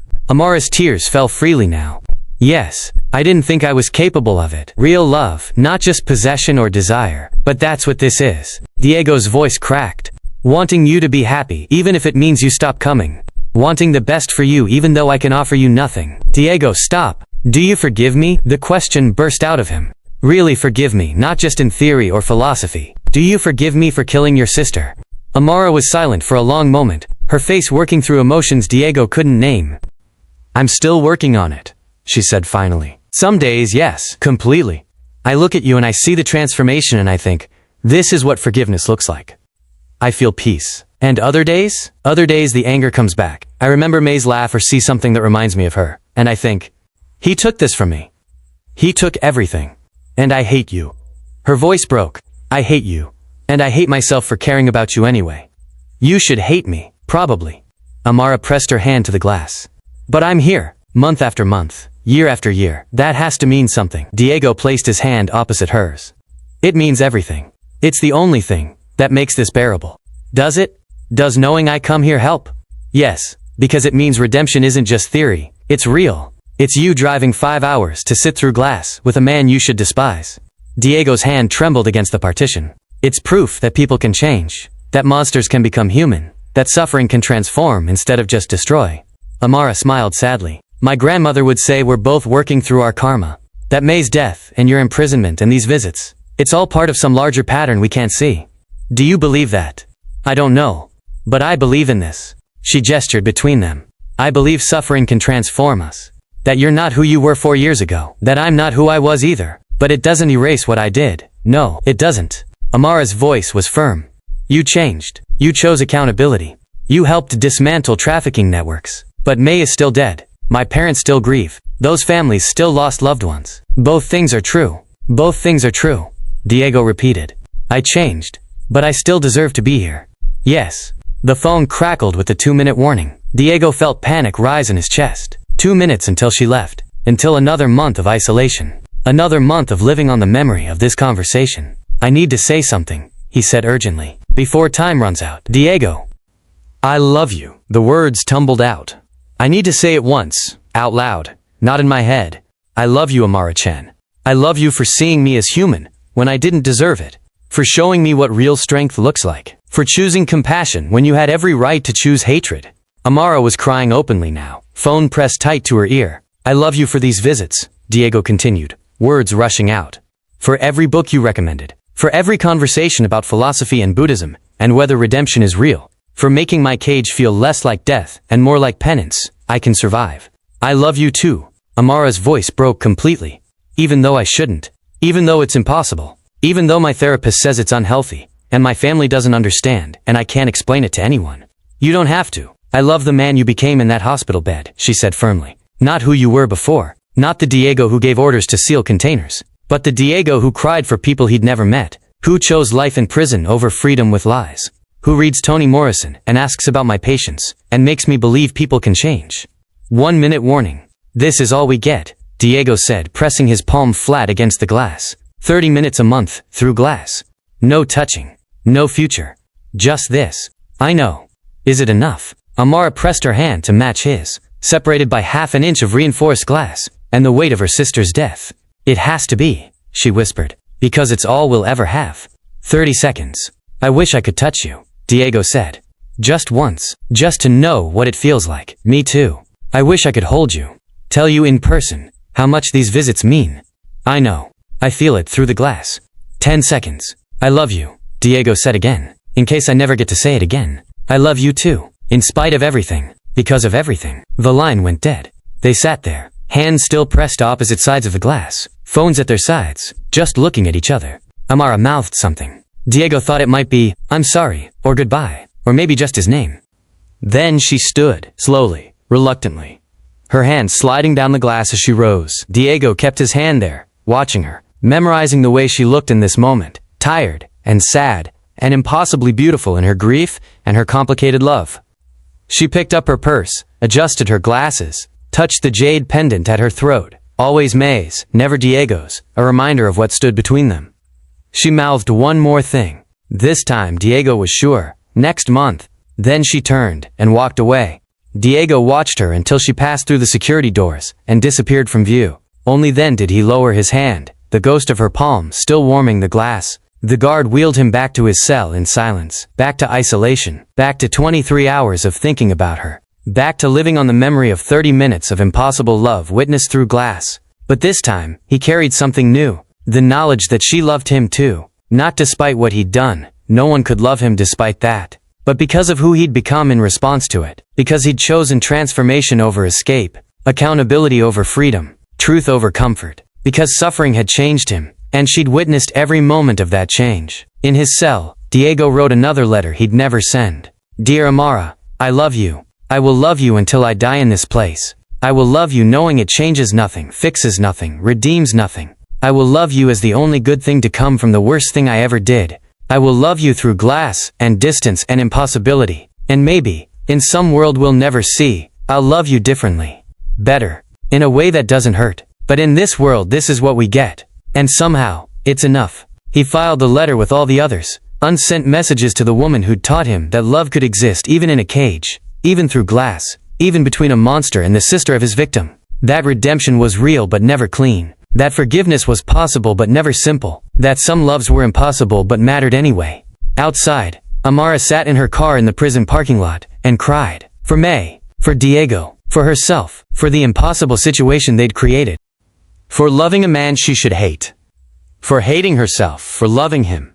For the strange grace of it all anyway. Then she dried her eyes, started the engine, and began the 5-hour drive back to Miami, carrying Diego's love like a secret, carrying her own love like a burden and a gift, carrying both forward into another month of living with the impossible.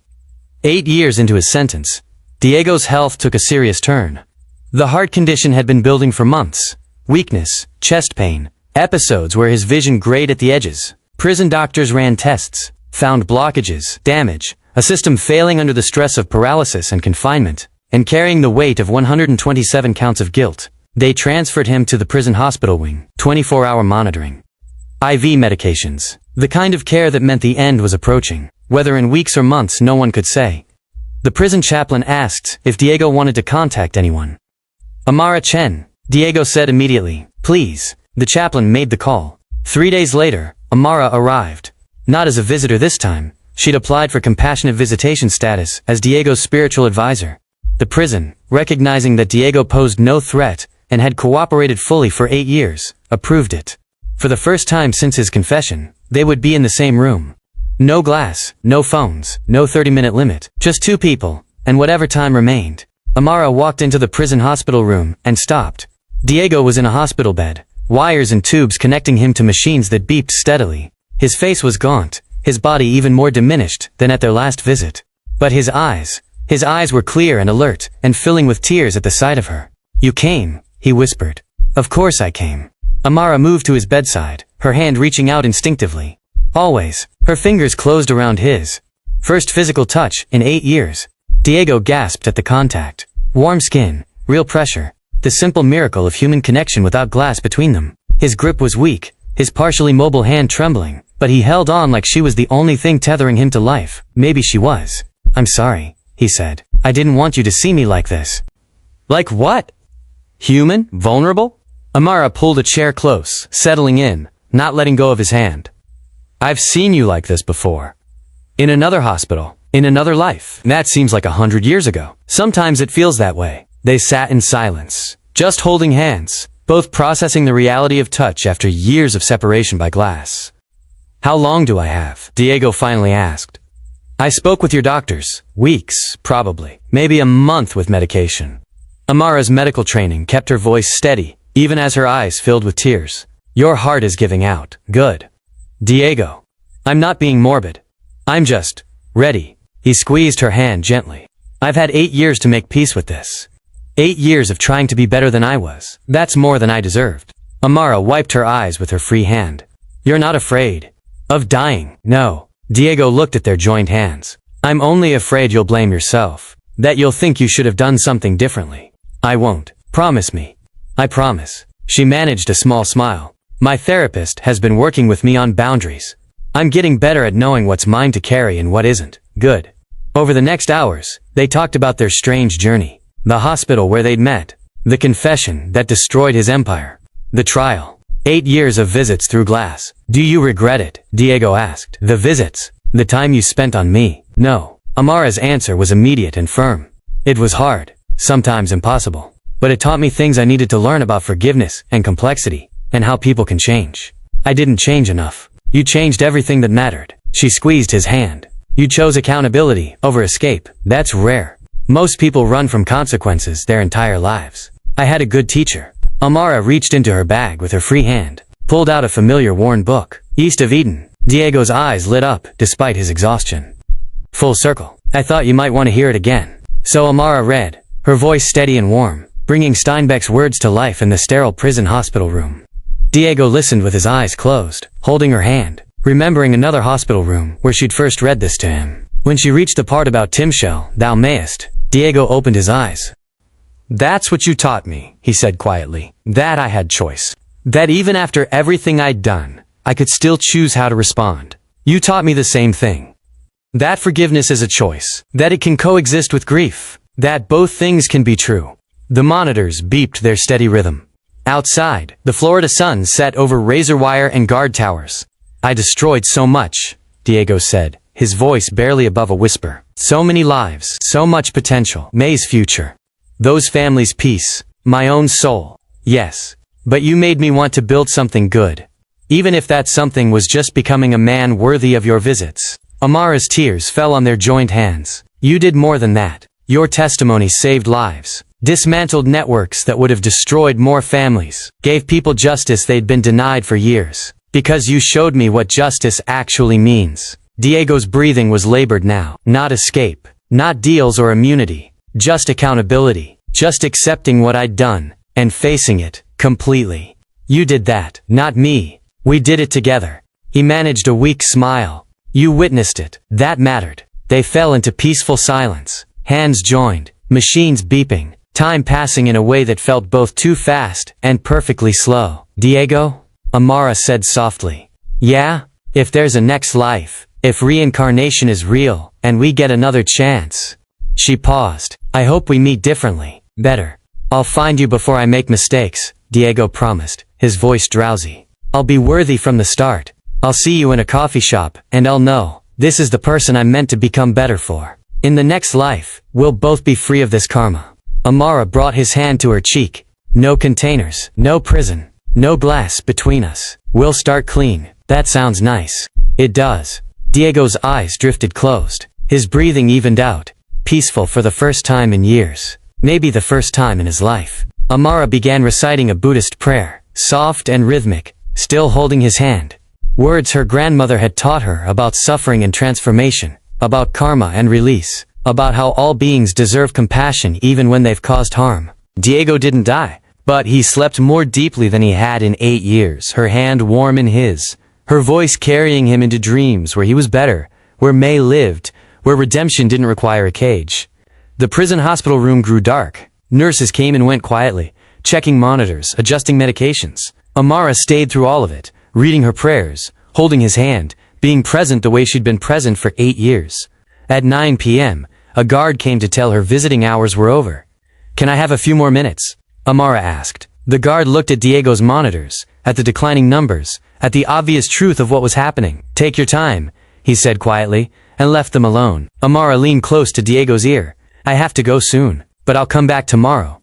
And the day after. For as long as you need me. Diego's hand tightened weakly around hers. He didn't open his eyes, but he heard her. Thank you, she whispered, for showing me that redemption is real, that people can change, that love can exist, even in impossible circumstances. She kissed his forehead gently. Sleep well, Diego. I'll see you tomorrow. She stood slowly, reluctantly releasing his hand. It fell to the bed, still slightly curled, as if holding the memory of her touch. Amara walked to the door, looked back one more time. Diego lay peacefully in the hospital bed, machines monitoring his failing heart, but his face was calm. Content, maybe even happy. For the first time in his life, Diego Morales was exactly where he needed to be. Not free, but at peace. Not forgiven but understood. Not redeemed, but transformed. And loved, impossibly, by the sister of one of his victims. Amara left the prison hospital wing, carrying that love like light in the darkness. Tomorrow she would return. And the day after. For as long as Diego had left. Because some promises mattered more than impossibility. Because witness mattered. Because 8 years ago, a monster chose to become human. And she'd chosen to believe it was real. And it was. It was real. 12 years into his sentence, Diego Morales died of heart failure. The news was brief. A 30-second segment on local Miami stations, buried beneath weather and traffic. Former crime boss Diego Morales, 57, died yesterday in federal custody at USP Coleman. Morales was serving multiple life sentences for racketeering, murder, and human trafficking. His cooperation led to the dismantling of 3 major criminal networks and 63 additional arrests. No mention of redemption. No discussion of transformation. Just facts, clinical and cold. The prison called Amara at 6 a.m. She was Diego's listed next of kin. His choice, documented 4 years earlier when his health first declined. She had no legal relationship to him, no blood ties, but he'd named her anyway. The woman who mattered most. Ms. Chen, I'm calling to inform you that Diego Morales passed away peacefully at 4:17 this morning. He was not in pain. The chaplain was with him. Amara sat on her apartment floor and cried for an hour. Not just for Diego but for everything. For May. For the impossible 8 years of loving a man she should have hated. For the strange grace of witnessing transformation. For the end of a story that never should have begun. Then she dried her eyes and started making arrangements. Diego had left instructions. Detailed, specific requests documented with the prison chaplain. A Buddhist funeral ceremony, no burial. Cremation, with his ashes scattered at a specific location. The port of Miami, where container 7B had been recovered. Amara arranged everything according to his wishes. The funeral was small. Just 6 people in a plain chapel at a Buddhist temple in Miami. Amara had contacted victims' families, all of them, offering them the option to attend or speak. 3 came. Maria Santos, whose husband had been murdered in one of Diego's territory disputes. She sat in the back, arms crossed, face hard. But she came. Robert Chen, no relation to Amara, whose sister disappeared in a trafficking operation. Diego's testimony had finally given him closure, confirmation of her death, location of her remains. He sat quietly, hands folded. And James Washington, Marcus's cousin, representing the family whose patriarch had been caught in crossfire. He looked uncomfortable but present. The prison chaplain came too, Father Rodriguez, who'd spent 4 years visiting Diego weekly, bearing witness to his sustained transformation. And Amara, in simple black jade pendant at her throat, leading the ceremony her grandmother had taught her. She burned incense, lit candles, recited prayers in Mandarin and English about suffering and karma, and the possibility of liberation, even for those who'd caused great harm. "We gather to remember Diego Morales," she said, her voice steady. "Not to excuse what he did, not to minimize the harm he caused, but to acknowledge that he spent 12 years choosing accountability over escape, that his testimony saved lives, that he transformed, even in a cage." Maria Santos made a small sound, disagreement or acknowledgement, Amara couldn't tell. "Some of you lost loved ones because of Diego's choices," Amara continued. "That grief is real. That anger is justified. And if you're here not to honor him, but to ensure he's really gone, that's valid too." A few people shifted in their seats. "But I also know that his cooperation gave some of you answers you'd been seeking for years. Closure. Justice. The knowledge that the networks that destroyed your families were dismantled." Amara's voice cracked slightly. "Both things are true. He caused immeasurable harm, and he spent his last years trying to prevent future harm." She looked at the simple urn holding Diego's ashes. "May he find peace. May all beings find peace. May suffering transform into wisdom, for all of us." After the ceremony, Maria Santos approached Amara. "I didn't come to forgive him," she said bluntly. "I know. I came because my priest said it might help me let go, move forward." Maria's eyes were hard. "It didn't. I still hate him for what he took from me." "That's okay," Amara said gently. "You're allowed to hate him." He understood that. Did he? Really? Yes. He never expected forgiveness. He just hoped his testimony would matter. Maria nodded slowly. "It did. They arrested my husband's killer because of what Morales said. The man who pulled the trigger is in prison now." She paused. "So I hate Diego Morales, and I'm grateful for what he did, and I don't know what to do with both those feelings. You hold them both. That's all any of us can do." Maria left without another word. 2 days later, Amara chartered a small boat. Early morning, before the port got busy. Just her and the captain, heading to specific coordinates she'd been given, where Container 7B had been found 8 years earlier. The water was calm. Miami's skyline rose in the distance, glittering in dawn light. Amara stood at the rail, urn in her hands, jade pendant catching the sun. She opened the urn, and began releasing Diego's ashes into the water. "For May," she said, watching the ashes scatter on the wind and waves. Who deserved her MIT degree? Who deserved to change the world? Who deserved everything taken from her? More ashes released. For all 34. For every victim of Container 7B. For every family destroyed by that operation. The urn was almost empty now. And for Diego, who became human too late to matter but became human anyway. Who chose accountability? Who showed me that redemption is real even when it's not enough? The last ashes scattered across the water. May we all find peace. May all karma be resolved. May suffering transform into wisdom for all of us.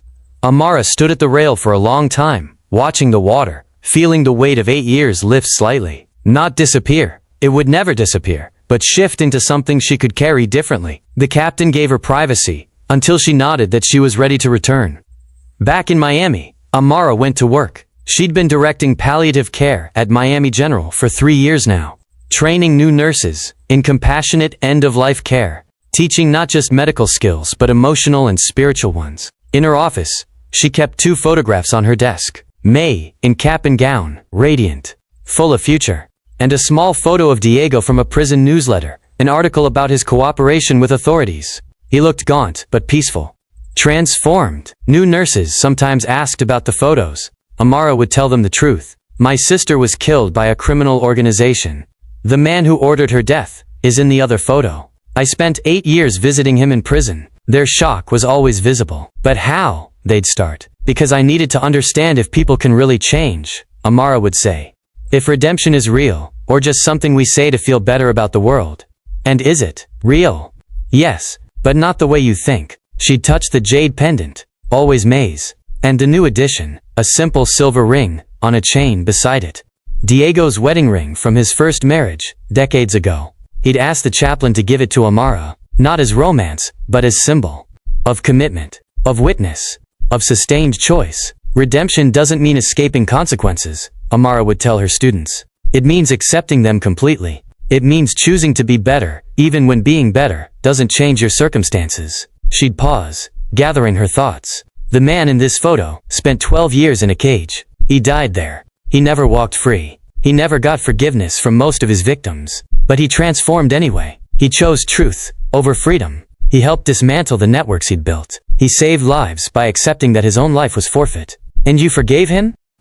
Amara would consider the question carefully. Some days I still hate him for taking May from me. Both things are true. That's what I learned. That forgiveness and grief can coexist. That love can exist even in impossible circumstances. That accountability matters more than absolution. The nurses would leave thoughtful, processing, and Amara would return to her work, helping people die with dignity, training others in compassionate care, carrying forward the strange lessons learned from 8 years of loving a monster who became human. One evening, 5 months after Diego's death, Amara sat in her apartment writing. She'd been asked to contribute to a nursing journal about forgiveness and end-of-life care, about how to care for patients who'd caused harm, about redemption and accountability. She wrote about Diego, about May, about Container 7B and 8 years of glass partitions, and impossible love. She wrote, love doesn't always look like we expect. Sometimes it looks like witness, like accountability, like showing up when it's hard.